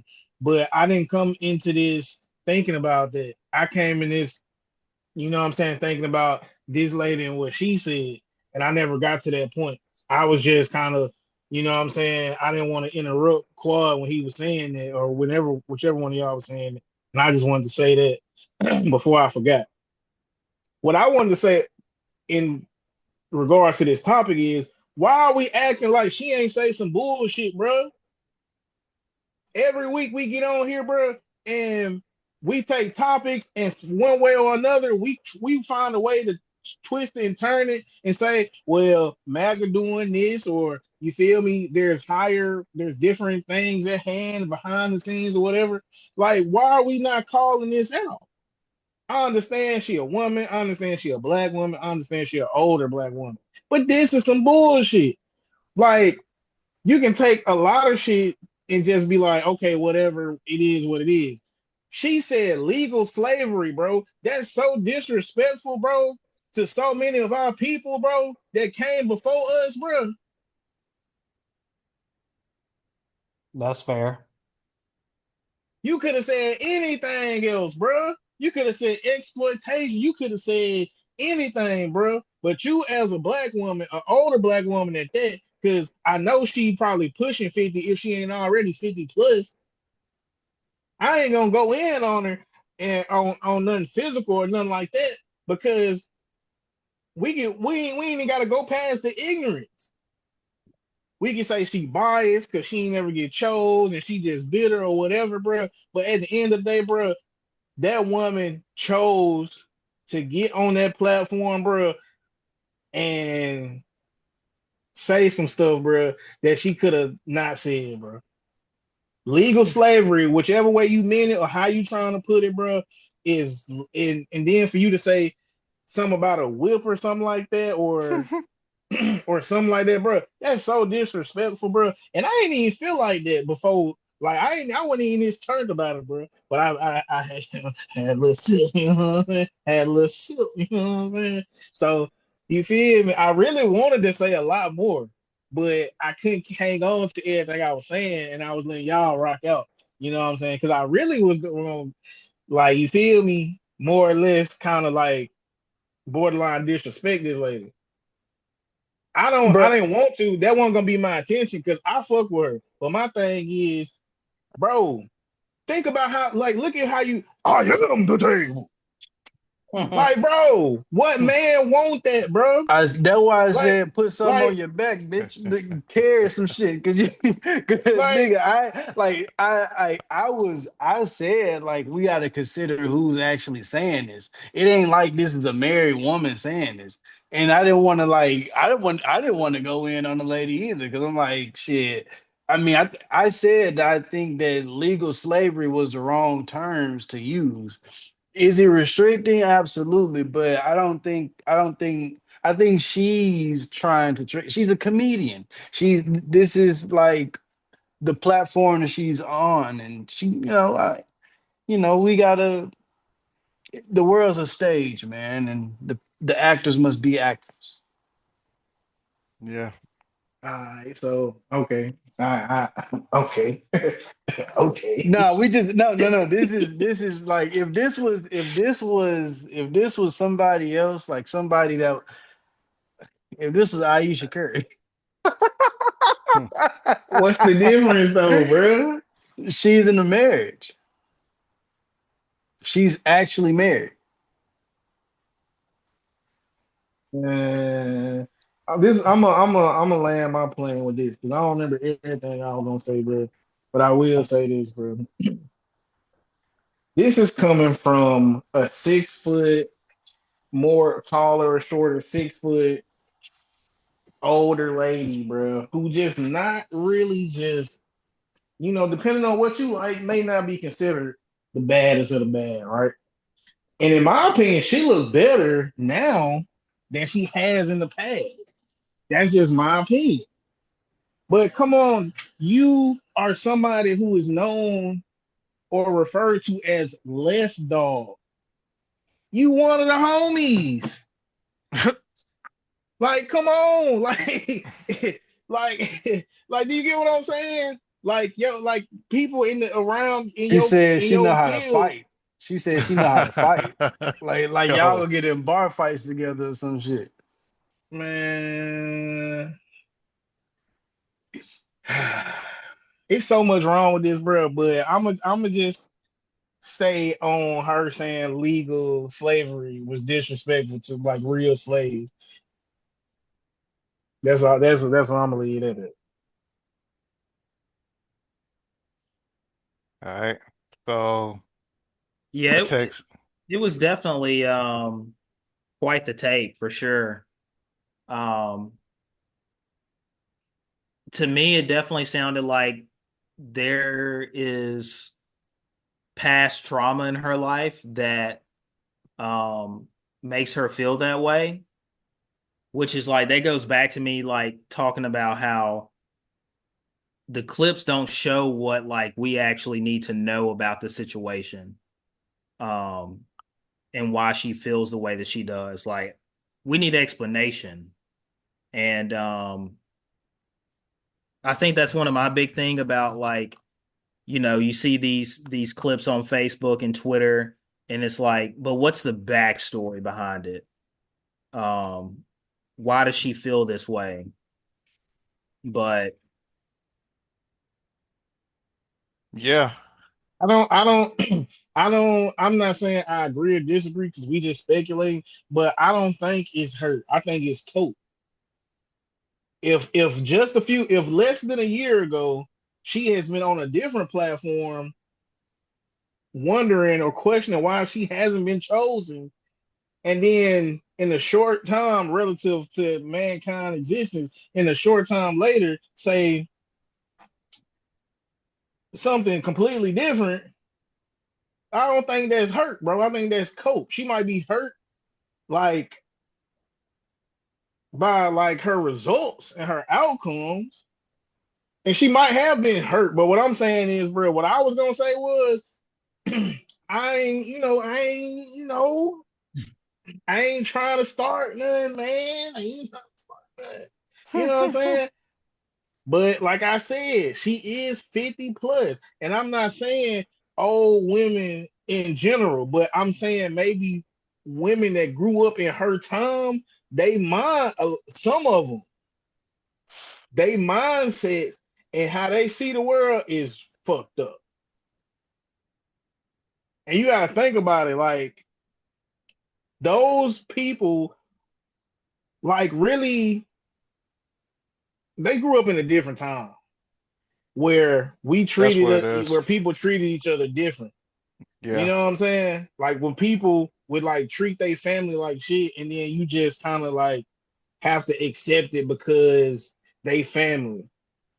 So then they repeat the cycle and do the same thing because the way they grew up, you just forgave family. And then younger people learning from that and trying to improve and solve the problem and stop the cycle, they like, nah. So what I'm saying is people like that, they have very spiteful hearts, bro. They have very they are very selfish. They will lead you down the wrong path. You know what I'm saying? And not only that, you feel me? Like they say hurt people, but what they say, women keep women single. It ain't necessarily hurt women keep women single. It's just women keep women single in more ways than one. So for like in her, she might have found comfort in this narrative that she pushing from other people saying, I know how you feel. It's not you, it's them. I know how you feel. You get what I'm saying? And I could be wrong, but we all just speculate. I just don't think it's hurt. I think it's just cope, and I think women, not women. I think women that grew up in the around the time, maybe before, maybe a little bit after, maybe around the same time, I feel like they move a certain way. I still think it's all still like based on personal experiences because Oh, for sure. I don't know. Like I said, I would really like to know her backstory on what changed or why she feels that way. Because to me, it sounds like she has been in situations with different men and it has gone really bad, and we don't necessarily know how those men treated her. So it's really hard to like have an opinion on something that has that lacks more context, I guess. But see, we don't even have that context. So we like, you know what I'm saying? So your hypothetical, like what you're thinking may or may not have happened is speculation also. So you know Yeah. what I'm saying? Well, yeah, Like we don't know. that's what I'm saying is like Yeah, we don't know. that we don't know. We just know based off the clips. And I Hmm. know what I'm saying, bro. Like she cool to me, bro. Like I was like, when I seen her before she started talking, I was like, oh shit, look at Leslie. You feel me? Because Hmm. I like she has been in some of my favorite. Like I love the movie Lottery Ticket. You know what I'm saying? And she one of the characters in the projects in Lottery Ticket. Like she like I ain't gonna say I was a fan, you know what I'm saying, or nothing like that. But I was, she was cool people. Like I wouldn't say I was a fan of Monique, but I fuck with Monique. You get what I'm saying? Yeah. You Yeah. get what I'm saying? Like so for her to do this, bro, it's just like, dang, bro. Like I hate it because you right now she looked the best I ever seen her, and I'm sure she like pushing 50, if not 50 plus. I'm sure. And maybe that's because she's not in a toxic relationship. Could Maybe be. so. Maybe so. All right. So if there's nothing else on that, then we just got the editorials. And so just a few quick headlines. So Aden Holloway, who recently got suspended for having, I don't know how many pounds of marijuana now. I've heard one, I've recently heard two. But anyway, he's allowed to return to the University of Alabama. He wants to re-enroll in the fall. So they're currently allowing him to go back on campus. So, kudos to him for at least getting to that point. There's still a lot of legal stuff pending. So we'll see how everything, just kind of works itself out. Um, a lot of injuries in the NBA down the stretch. So, Luka, a couple days ago was ruled out with, I want to say, a hamstring injury. And then Reeves just went out today with like some sort of like abdomen related injury. Cunningham has been out. He's about to come back. Steph Curry's also about to come back. I think he's actually coming back tomorrow. So, we'll see how all that plays out. And then lastly, the White House unveiled their budget for next year. And the important thing that a lot of people are pointing out is the fact that the defense spending is going up to $1.5 trillion dollars, and there's a lot of money that's leaving a lot of the social programs and government programs. So those are, three things that are out there going on that I have my eyes on. Um, any takes on those, or y'all see anything out there that you know should be on everybody's mind right now? Dog, this I'll run off. Shout out to Aiden Holloway for being able to sort that thing out. And look at Alabama being progressive. So hopefully this doesn't ruin his career. He can make better decisions in the future, man. Don't be in Tuscaloosa with them pounds. It's a bad place to be in. That's a bad place to be with all that marijuana for sure. Um, On campus anywhere, anywhere in Tuscaloosa, bro. Bro, West Alabama Narcotics, them boys, they undefeated, bro. which Oh, they have been defunded for a decade. So my thing is, where did they come from? What? That's crazy. Yeah, the narcotics team got defunded like back in uh I want to say right before COVID. Um And I need to find the story on that. they still operating. Well, they might have resurfaced, but for the most part, they had been, I wouldn't say like shut down, but they were really no longer operating for a while. And um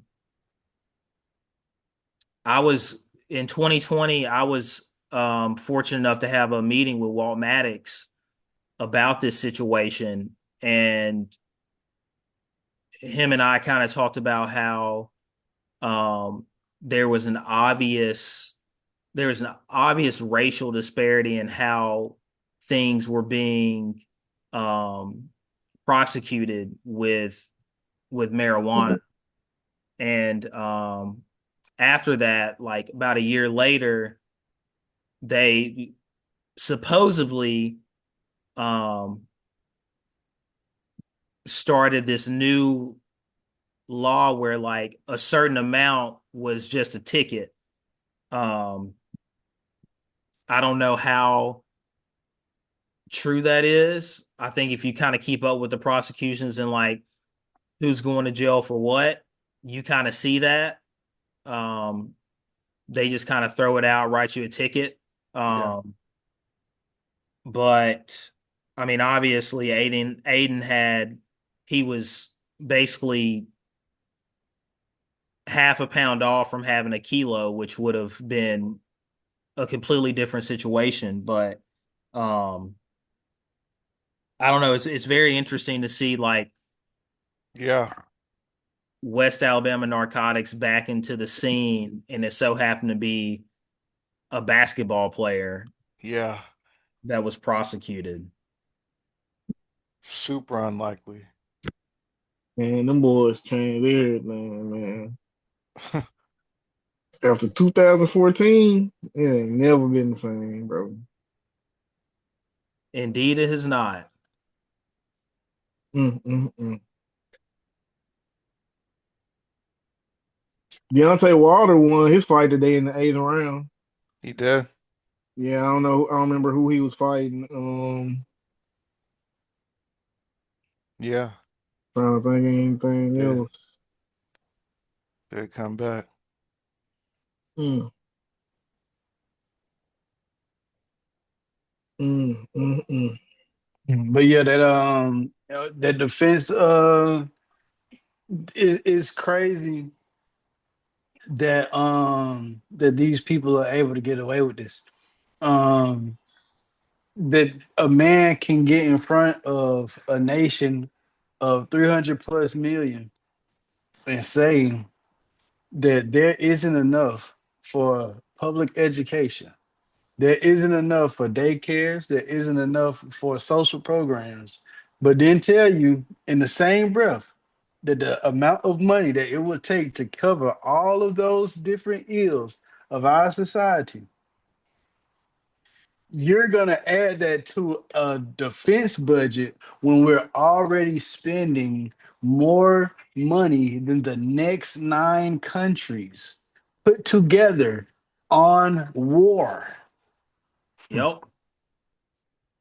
That's a problem, bro. Who pockets are you greasing? Because at this point, it's money laundering. Bro, bro, as much money as we spending on the fucking defense budget, bro, we should have been packed Iran up. Should have been packed them boys up, bro. Should have been got the Strait of Hormuz under lock on lock, bro.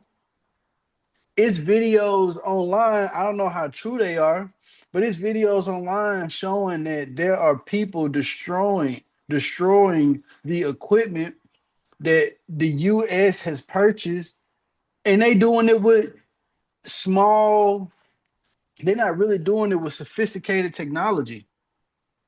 And it Mm-hmm. just goes to show that in game theory, it's not about who has the best or the most or who's the most skilled.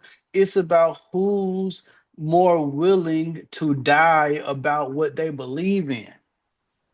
The people that are creating the equipment that is being purchased at a premium dollar, sometimes 10 to 15 times, I mean 10 to 15x what it actually would be worth. Bro, they got contracts. The government got contracts with certain contractors where they are the only people that can service that equipment. Hmm. So that means that they can charge whatever. And the government gonna pay it because they pretty much got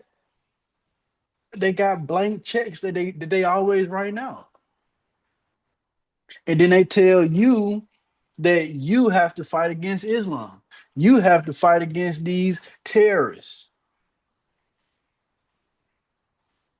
And that's why we need more of your money to go towards these different contracts. So A lot of it is most of this spending is going towards um the future with like AI and drones and going to space and stuff. And I don't know, it's just I don't know, it's weird. Yeah, really weird. it's at this point, like who are we in this for? We're clearly not in it for the average US citizen. So if America becomes a third world country, then what? We're cooked. We got too many people in here to be if we're a third world country with the amount of people we have in this country. Yeah, it'd be sad day. Well, I if we ain't think got sorry, go ahead. no, you got it. I was just gonna say I really think that a lot of this might get packed up in the midterms, but Hopefully, it's looking that way, but you know, shit changes real quick. But like, yeah, you know, seeing the race in Mar-a-Lago go yeah, blue in Trump's like basically home base. Like you lost your own town. That's if I'm Trump, I'm shitting my pants. yeah, yeah. It's looking kind of dicey.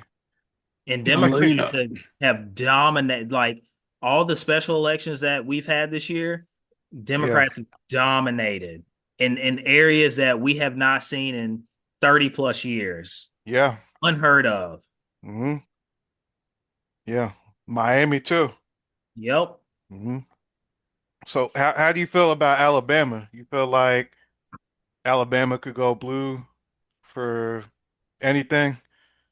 No, because one, economically and educationally, I just don't see Alabama um, crossing that bridge. I really think with us being in the heart of the Bible Belt, I just don't see it. Um, you know, I talk to people all the time about politics, and it's just it's faith based. It's not realistic to them. There's a lot of single issue voters that vote for specific reasons that really have nothing to do with like economics, education. Um, it's just all based on faith. And that's why you have people like Tommy Tuberville that can, you know, go out there and spew hate towards Islam, Yeah, um, and, you know, get people to vote for him because Alabama doesn't know any better. pretty bleak, man. I was kind of excited about Doug Jones. I thought, maybe if there's anybody who could pull it off, it'd be him. There's a chance. Hmm. Um, it's just going to be real tough. Hey man, how much time y'all got? Shit, I'm posted. I just sent something to the group chat. I meant to send it like before, but I ain't know if I ain't know what the topics was gonna be. And that's kind of why I was another reason why I was asking that we want to talk about the Leslie Jones thing, because I didn't want to saturate, you feel me, the topics or whatever. But I sent you something that maybe you could like play it for us and then we could talk about it. Okay. I'm trying to load it.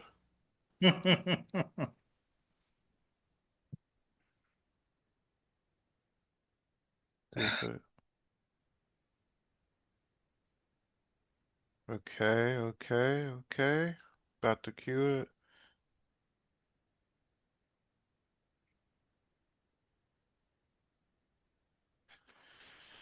All right, let me know if y'all can hear it when it starts playing.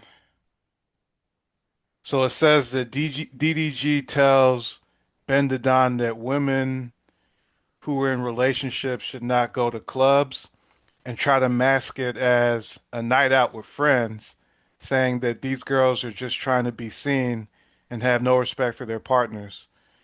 So one of the quotes was y'all trying to look cute for these ends. So I'm about to run it. Let me know if y'all can hear it. Standing around. And you know what's real? You know what people need to realize and come to terms with? No girl that's in a relationship should be in the club. Why because not? at the end of the day, what are you going for? Girls be saying, "Oh, I'm going to dance with my homegirls." Dance with their girls. No, you're not. You're going to be cute and seen. Your homegirls see you every day. These niggas didn't. You trying to go look cute for these niggas, and then you want to act like you there to dance with your homegirls, but you're really going out to get compliments and be admired by other niggas. You don't think girls just be wanting to go out and just take pictures of each other? No. I see your PR move, but no. I'm standing on that. What you not fin- All right, so I don't know if y'all heard all that. Um, so that's what he said. What's your take, Kane? What? I want to hear what y'all think, man. I want to hear what y'all think. I disagree. Talk to me while I listen. As someone who works in nightlife, um, I disagree. Uh, just based off the experiences that I've had, based off of the amount of men that I've had to kick out a bar room, I disagree.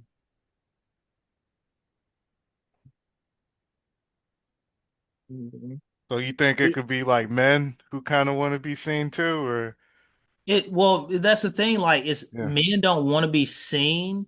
There's a lot of single men that go and like that's that in that at the end of the day, we're all humans. A lot of people do go out to find some type of companionship, right? yeah, But the majority of women that I have experienced in a group setting, I have had countless times have had to pull men out of their booths that were unwanted and thought that those women wanted them to buy them shots or buy their rounds. And they just, like he said, they were just out wanting to, look cute, take the photos, have a good time with the girls, and go home. Um, there's obviously women that go out that are looking for the attention. I've seen that too. But it's about, I would say it's about 80-20. yeah.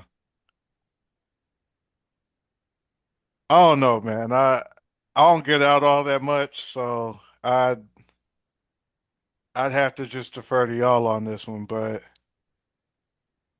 you know, I don't know, from the outside looking in terms of like whenever I do Ooh. scroll like Instagram or, if I do happen to be out, just I don't know, it just seems like people just want to be out and have a good time.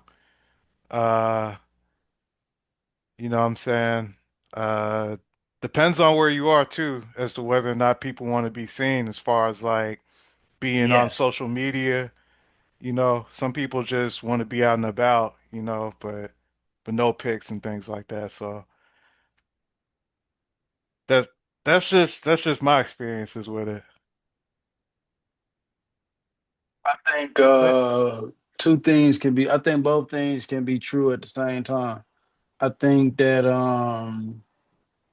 women can go out to kind of, you know, have fun with their friends, have some drinks, get them a porn star martini, you know what I'm saying, and take a edge off, Um, because that's one way of express like women kind of express themselves by dressing up. Um, another the other side of it also too is that yeah, I think they're out to kind of like validate themselves. Like this is a way of like not necessarily like garnering like they know that if the right man does approach them that they won't get that type of attention in the house. So it's like they killing two birds with one stone. You know what I'm saying? I'm gonna get dressed up out here with my girls. If I don't see nothing I don't like, then I ain't gotta fuck with nobody. I could just chill and have some drinks with them, and we could take pictures and we could talk about how good of a time we had. But if I am out here and either the nigga that I like or the nigga that I seen the last time I came through, or just somebody that catches a vibe with her is out, she might, what I'm saying, want to be showing him some love too. But he talking about women specifically that are in relationships. Yes. Now, that's something that's more so like, what are those two people agreeing upon in that relationship? Like, so if I'm in a relationship, so if my girl is like, oh, I want to go out and I'm going out with her homegirls, you know what I'm saying? I think that if if I don't want to go, that's me. That's me saying that I'm cool with whatever's happening, right? Then on the flip side of it is I why would my girl want to go out with her friends and not include me? You feel me? Yep. Um, cause like, when we go out, like and we have fun together, right? So that's something that we do together. But if it's on the other side of the game where like she want to go out and I don't want to go out, I think that would be like us having like some tension. So I think it's just based on whatever that situation is. Because if they started going out together and then she's going out without him, that's a problem. But if she was always been going out with her friends and he's never tagged along, then I guess that's just the dynamic of that relationship. yeah, Yeah. This is same situation. Just like we were talking about Leslie Jones, like we don't know the full context of this. Has he had past trauma from dating women that decided that they were going to go out with their homegirls because they were seeking more? Um, or is he just like basing this off of like all women? Because for me, it seemed like he was talking about it doesn't matter who the woman is. If your girl wants to go out with her homegirls, then they're out to Be seek other seen. men. Yeah, yeah, seek other men's attention. Well, see, I actually sent y'all the wrong video. That the real video is actually longer, and he kind of was speaking more. Because I was wondering, like, I was missing some. I was like, I was wondering, did T cut it off or whatever? But I sent you the wrong video. Um, you know. But the thing is, it's like men always overstep boundaries, and they always want to tell me if she wants to go to the Say club, what? the girl and feel beautiful. I sent you the wrong video. I was saying I sent it in the group chat. Yeah, you gotta play the second one, T.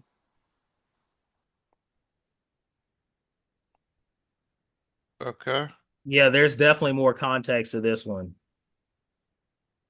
All right.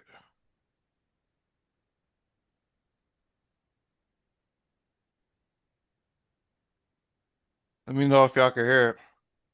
And let them do what the fuck they want to do. I can hear.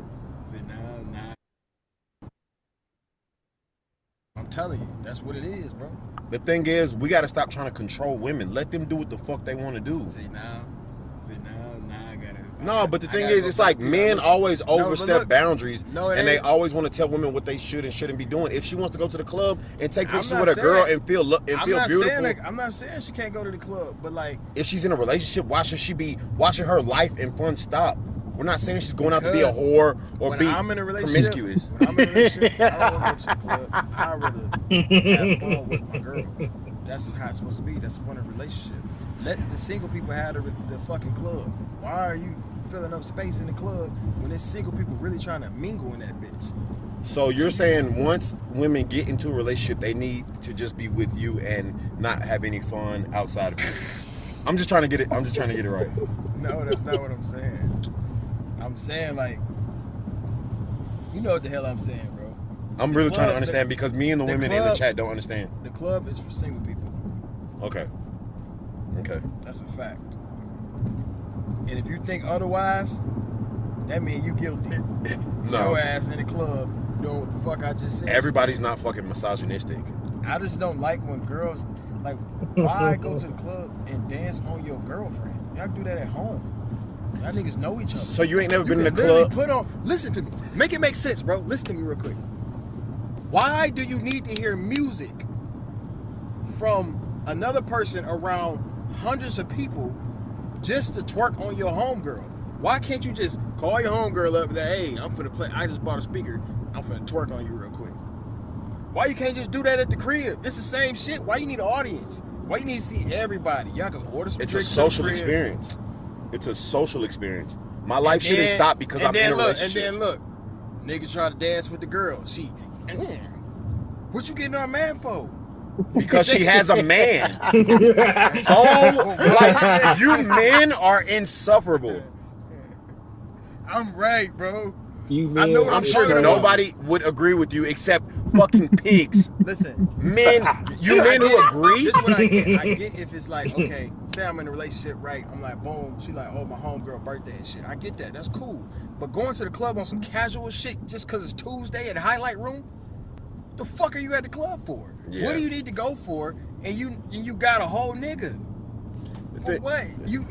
You have no point of being there. Let's keep it a buck. Some women just like to be hollered at, even though they're not even interested. They just want the attention. They want, oh, at least I still got it. All them niggas was on me. And you go home and keep that little coochie to yourself. Exactly. I know that's what's gonna happen. But it's like, why? Why do you need validation from other niggas? Why you can't just be at the crib? Validation is sometimes fulfilling. If you want to go out, be single, man. Damn. Yeah. So now hearing that, it sounds like DDG is an insecure man. And doesn't his ex have a restraining order on him? Who? His baby mama? What's her name? Yeah. Halle Bailey? I think so. Nah. No? Nah. Let's look into it.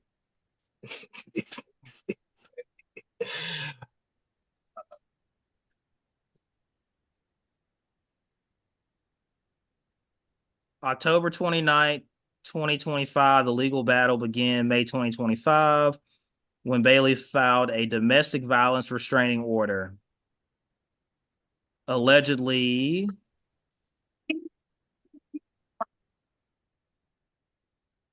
physical abuse, verbal abuse, emotional abuse. So, I mean, everything he's saying explains exactly what type of man he is. So that makes perfect sense for his. Hold on, wait. What did you get from what you just read? Because it don't sound like you read. It don't sound like the whole situation. It just sounds like part of it. Part of what? Okay, so what happened was it was like this whole situation where he moved on or some shit like that. And I don't really know the ins and outs of it, but she got upset and she tried to file a restraining order and like sole custody or something like that of the kid, saying like he was a bad person, smearing his name, saying that like he was using his streams to make her look bad, even though on his streams he was never saying nothing bad about her. The streams was just kind of taking his side. Like he got like a real, like he been doing content creation for like 10, 15 years. So a lot of people that rock with DDG been rocking him for a long time. So you know how fans get kind of parasocial, and you know what I'm saying, they was just kind of defending him. You know what I'm saying? Even though we none of us know them or none in real life, we all just speculate. So she took that as like he was kind of like gathering the troops against her, and that wasn't the case. Like he ain't never said nothing but good stuff about her on stream. But so when she does that, he then presents his own evidence, video evidence, text messages, all type of stuff. Her like pressing him like with a knife, like all type of shit. Like way worse than, you know what I'm saying, the shit that she was like saying. Like she was saying that he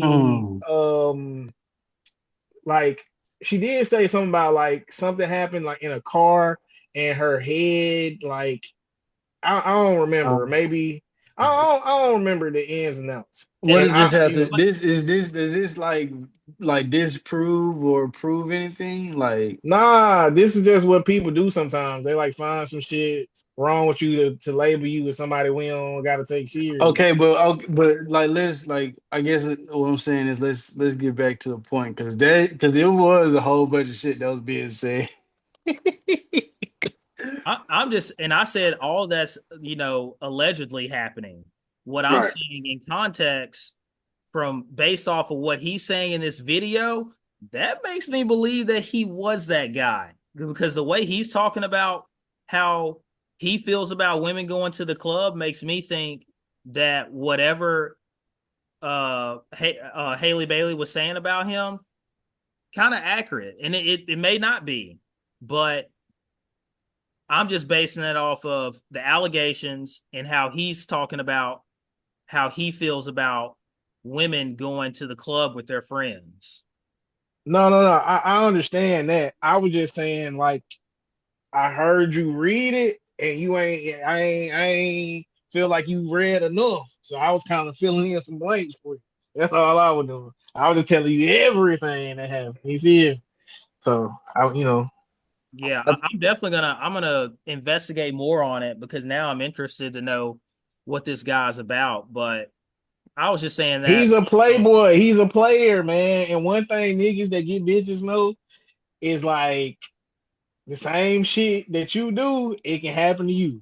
Same Yeah. way you can be taking somebody girl down, Hey, somebody can. you think DDG get bitches? Have you not seen his track? Have you not seen his list, his track record? Like, Oh no, man. hey man, it's be so Oh crazy, bro. no, It be man. so crazy, bro. It Oh like, no, man. I mean, I mean, hey, listen. Y'all know the sauce. Y'all in the streaming game deeper than me. What I want to say about the situation is though, is that he's a funny young man for sure. he Um, funny. Him and him Ben and for sure. Ben, yeah, Ben definitely. But nah, I think that yeah, you have to definitely consider what context in which the young lady could be stepping out on her relationship. He said that, like, why don't you just get a speaker and you know have music at the crib? They don't serve the same drinks at the crib. The environment ain't the You got to pay for same. your own drinks at the crib. Shit, that too. Shit, that too. I mean, if we want to keep it a bean, like, I mean, it's more of an opportunity for other things to take place when you go out. But he's specifically talking about women who wants to go out on random nights to, like, of course, those type of young ladies are, moving in that manner. But like kind of how he was putting it, it was like every chick that does that is on that. And I don't think that's necessarily the case. What I do think though is that the chicks that he was describing are on that for sure. Like if you out on a Tuesday night in Miami, because I know he not talking about no regular chicks in Miami, and you supposed to have a nigga on the side. Yeah, you of course you outside trying to get chose up because that's what she on. But like I think Ben kind of let a lot of the truth out at the end where he was saying that validation is kind of like fulfilling. Like some people need that. And he was saying, like, why do you need that from other men? And it's because like it's almost like the same thing with men. If we want to just like dwell on that type of that vibration or that frequency where men kind of like seek the attention of other women to kind of reinforce their own beliefs in themselves. You know what I'm saying? It's the same thing. Like we're humans, we got vanity. You feel what I'm saying? If we don't like, if we hear the same message from the same person, it can kind of become mundane. And it take a special type of person to keep accepting that type of message from that same person over and over again, and that be enough to fuel them. That's a special person. But most humans want to hear from different people, especially in our day and age where it's thousands of people that we can quote unquote interact with whenever we want to. It's that reinforcement. For sure. So when I saw this video, I kind of answered, you know what I'm saying, like why you need to, and my theory was I wrote it down in my notes. Hold on, give me a sec. This is me trying to be kind of prepared. You know what I'm saying? I feel I feel like the woman that he is talking about that is on it, like Phil said. Let me quit this game. Let me read this. I feel like it could be like a couple different reasons, but I feel like a lot of times women need to be validated by other men to make sure that the man she has is still good enough to be with her. Like the women he talking about, he know that women like that only like really take men that have money serious. You get what I'm saying? Or you know what I'm saying? A lot of times take money out of it. You know where your woman going, man. You can kind of have an idea. You know what I'm saying? Whether you choose to stand on business and speak on it, you know what I'm saying, or you know what I'm saying, try to be ignorant and stay blissful. But I feel like the women like that will probably go to the club for like one or two reasons.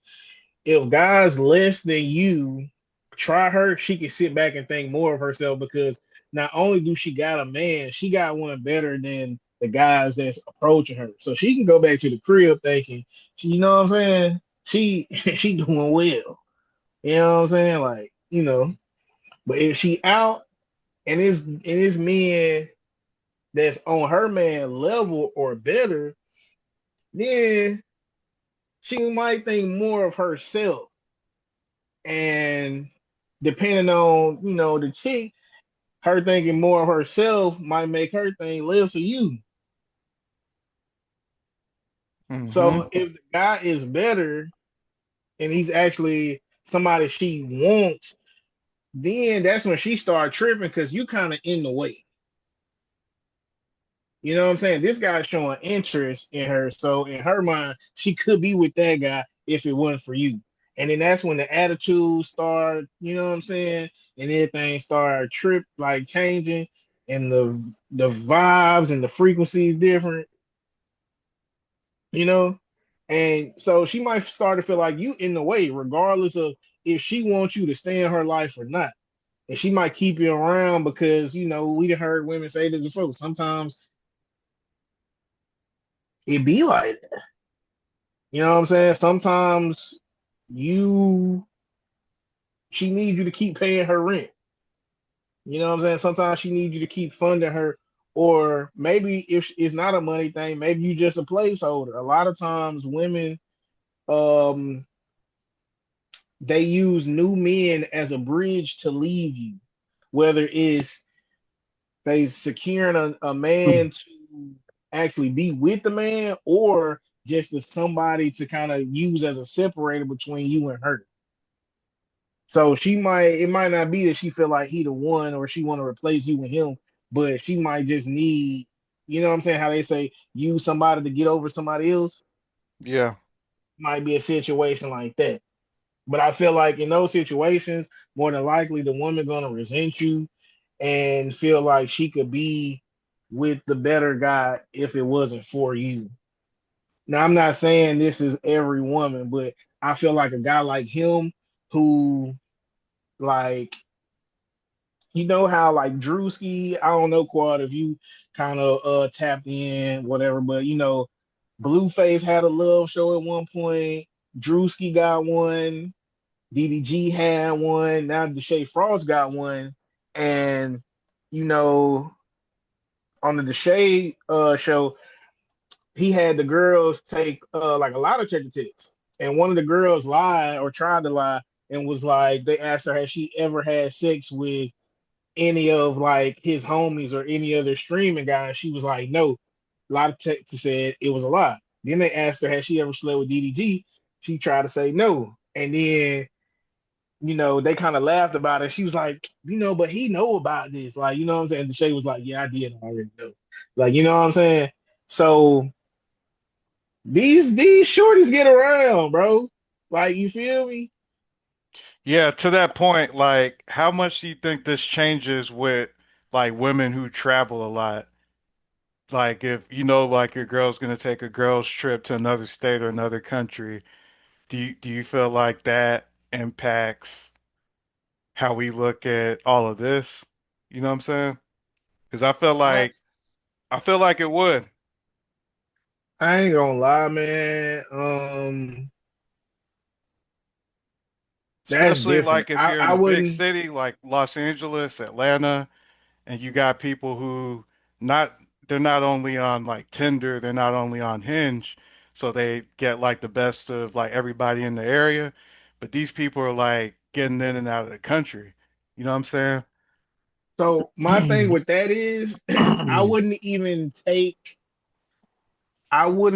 put myself in a position to become insecure or not. Hmm. Like maybe you can say I'm insecure just for like looking at it this way, but somebody who travels like that, Yeah, I'm it just kind of gonna makes take it all girls trip to Jamaica or something, look you the know. look the so somebody for me personally, somebody who travels like that and kind of makes it a point that I can't come. You know what I'm saying? Like if they just own some stuff like if they saying like, oh, me and so gonna go to we gonna go to Florida or we gonna go to Hawaii, just anywhere. And I'm like, okay, I want to go too. Yeah. He's like, no, you can't go. It's girls only. And then it's like, well, you and girls only, this girls only thing is kind of frequent. This ain't once a year. This ain't even, you feel me? Y'all go somewhere every other month. Like y'all go somewhere 2, 3 times a year, and that's just where y'all got to take flights to. Y'all might drive to a different city in the state. And my whole thing is all I was gonna say with that is because that's not an issue. But for me personally, I wouldn't even put myself in a position like that. I would Right. just somebody like that wouldn't be a good fit for me. So I wouldn't even date somebody like that and then find myself feeling some type of way, one way or another about it. You know what I'm saying? It's Yeah. just kind of just smart. Like I wouldn't try to change nobody or try to make them convert to me. You know, um, you can do what you want. You just can't do what you want over here. All right. You know. Oh man, that was very long-winded. But yeah, man, I think at the end of the day, bro, like he's speaking about a specific particular type of lady. Um one that probably like wouldn't initially be trusted off the rip. Um and that's and the idea of that's more you gonna run into that more times than not. I guess that just depends on who you attract. Because at the end of the day, that's what it's based on. I think so. To me, though, he just sounds like the dude that you don't. He sounds like the dude that you would not want your girl to run into at the club. He seems like the opportunist that would be trying to get at your girl if she was like, "I'm in a relationship." He would be like, "I don't care." He seems like that type of dude. He might say he don't care, but I don't think he gonna be like, "Oh, you can't have a friend." I don't think he gonna press the issue. Maybe not, but I don't know. I'm just saying, bro. Like somebody like I don't know. I ain't trying to sound like I'm glazing them, but Oh no, it's if getting you got, close. It's I'm getting just close. you feel me? I'm trying not to. You feel me? But You I'm said just you saying, said that bro. nigga you said he get hoes as if as if Nah, as nah. I said he if get. like I this said man not having a whole bunch of money don't got nothing to do with that. no, no, no, no, no, no. I ain't say he had hoes.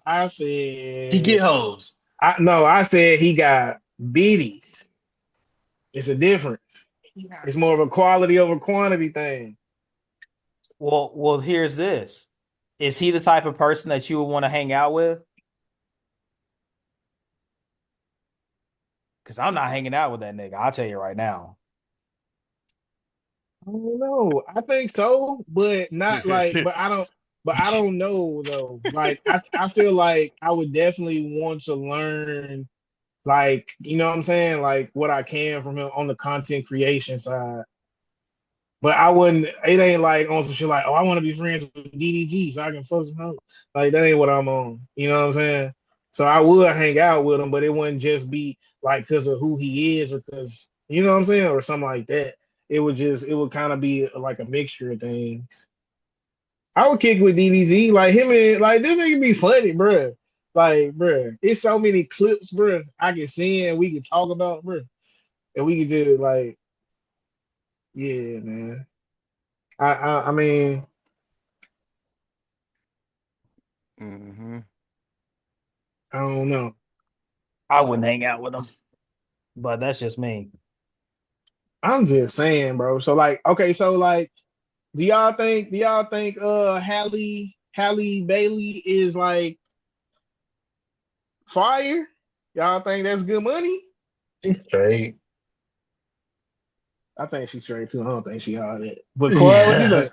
I She's mean, pretty, man. She's pretty. Yeah, she Like, pretty. and what are we talking? Like, what context do you mean? Like, I'm talking about attraction. Do you think she got the goods? yeah, I think she's hot. Okay. So what about Ruby Rose? Yes, Okay, Ruby so Rose. do you see where I'm going with this? but these are all. This is based off of physical attraction. I don't know if these I'm people are good. I don't know if these are good people or not, though. oh me neither. Would I be committed to a relationship with them? I don't know. I don't know either, bro. That's a good question. I don't know. especially after knowing So what he you was know what I'm so saying. he was with Ruby Rose too. Yeah, but he was with Ruby Rose like a few years ago. Like he might have been with Ruby Rose like before the pandemic. Like before he got like known in the streamer culture. Like he been content creating like on YouTube like for a minute.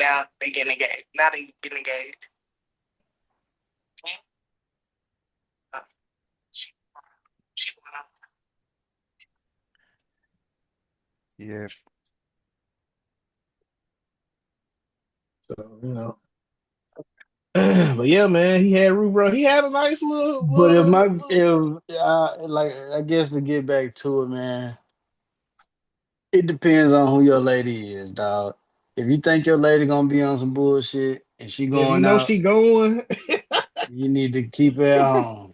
Okay. if you know she going, man, Think that's a fair takeaway. So If your girl going, shit. that's a fair takeaway.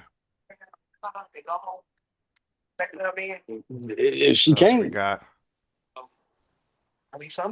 Checking the some chat. can't. All right, so you want to What do talk y'all this Nick Fuentes? what do y'all think of that guy? Ooh. Seems like a radical, right? Oh, he's very, very radical. Let me pull it He up. he was a big Trump guy for, but I would say both elections, or I guess, yeah, 2020, 2024. But he has recently had a change of heart based off of a lot of the things that Trump has went back on. Um, but he has some very interesting takes. Well, thank you. Super. All right, so You. that's what you just Super Saiyan dropped in the sent chat. $5. I remember you once said people need alcohol to get through their lives and deal with people because familiarity breeds contempt and PPL needed to unwind or something. Couldn't the same be said for marijuana? Allows PPL to unwind. If you smoke pot, you're a faggot. Reality person sent $5. You're a fucking faggot for even saying that. Well, weed is just like alcohol. No, it's not. You want to know why? Alcohol's been around forever. We bless alcohol. Weed makes you gay. It makes you lazy. It makes you stupid. It causes psychosis. It's totally different. And if you like weed, fuck you. Seriously. No joke. It's just not even worth arguing. If you like weed, fuck you. Seriously.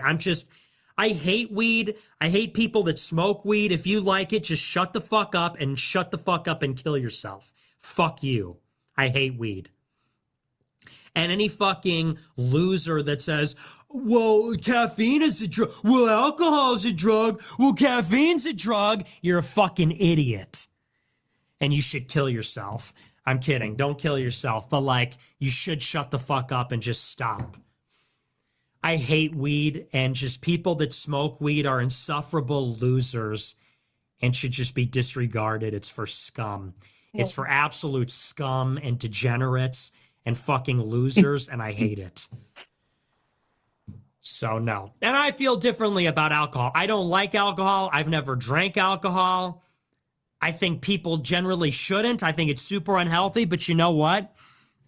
I think that if we didn't have alcohol, we would all be killing each other because people are absolutely insufferable. People are absolutely insufferable and impossible to deal with. And if people did, I don't drink alcohol and I don't want to be around anybody. And I think if I drank alcohol, I'd be a lot more fun as a person. I think I'd be a lot more fun and people would like me more. I'd be easier to get along with, but I can't because I have to be a machine, you know? But it's definitely necessary as a social lubricant. But weed is for losers. Weed is just anti-human, anti-life. It's horrible. Yeah, buddy, wow, man. Like, what's the odds that he was drunk when he said that? Very low because Yeah. he's very straight edge. I thought the thing that tickled me with that was he was saying that if we didn't have alcohol, everyone would kill each other. But statistically, alcohol kills people at an alarming rate. And I feel like weed does the opposite. He gives me like the white, like he's like the white Charleston White. Like they're the same minstrel character to me. Like him, like those two people are the same people. Like they're saying anything to get anybody mad at them. And so they could use that energy to promote their own like platform. Yeah, I think that's I can exactly see what it. he does. 'Cause he has some takes on like immigration, like some crazy takes. He's a minstrel, bro. Like he just says the most triggering things, the wildest shit, and then people get mad at him and now they're watching his show and they always watch whatever he's saying now because he rage baits them. Like that's the hustle now. He's the white version and Charleston White is the black version. I've made a lot of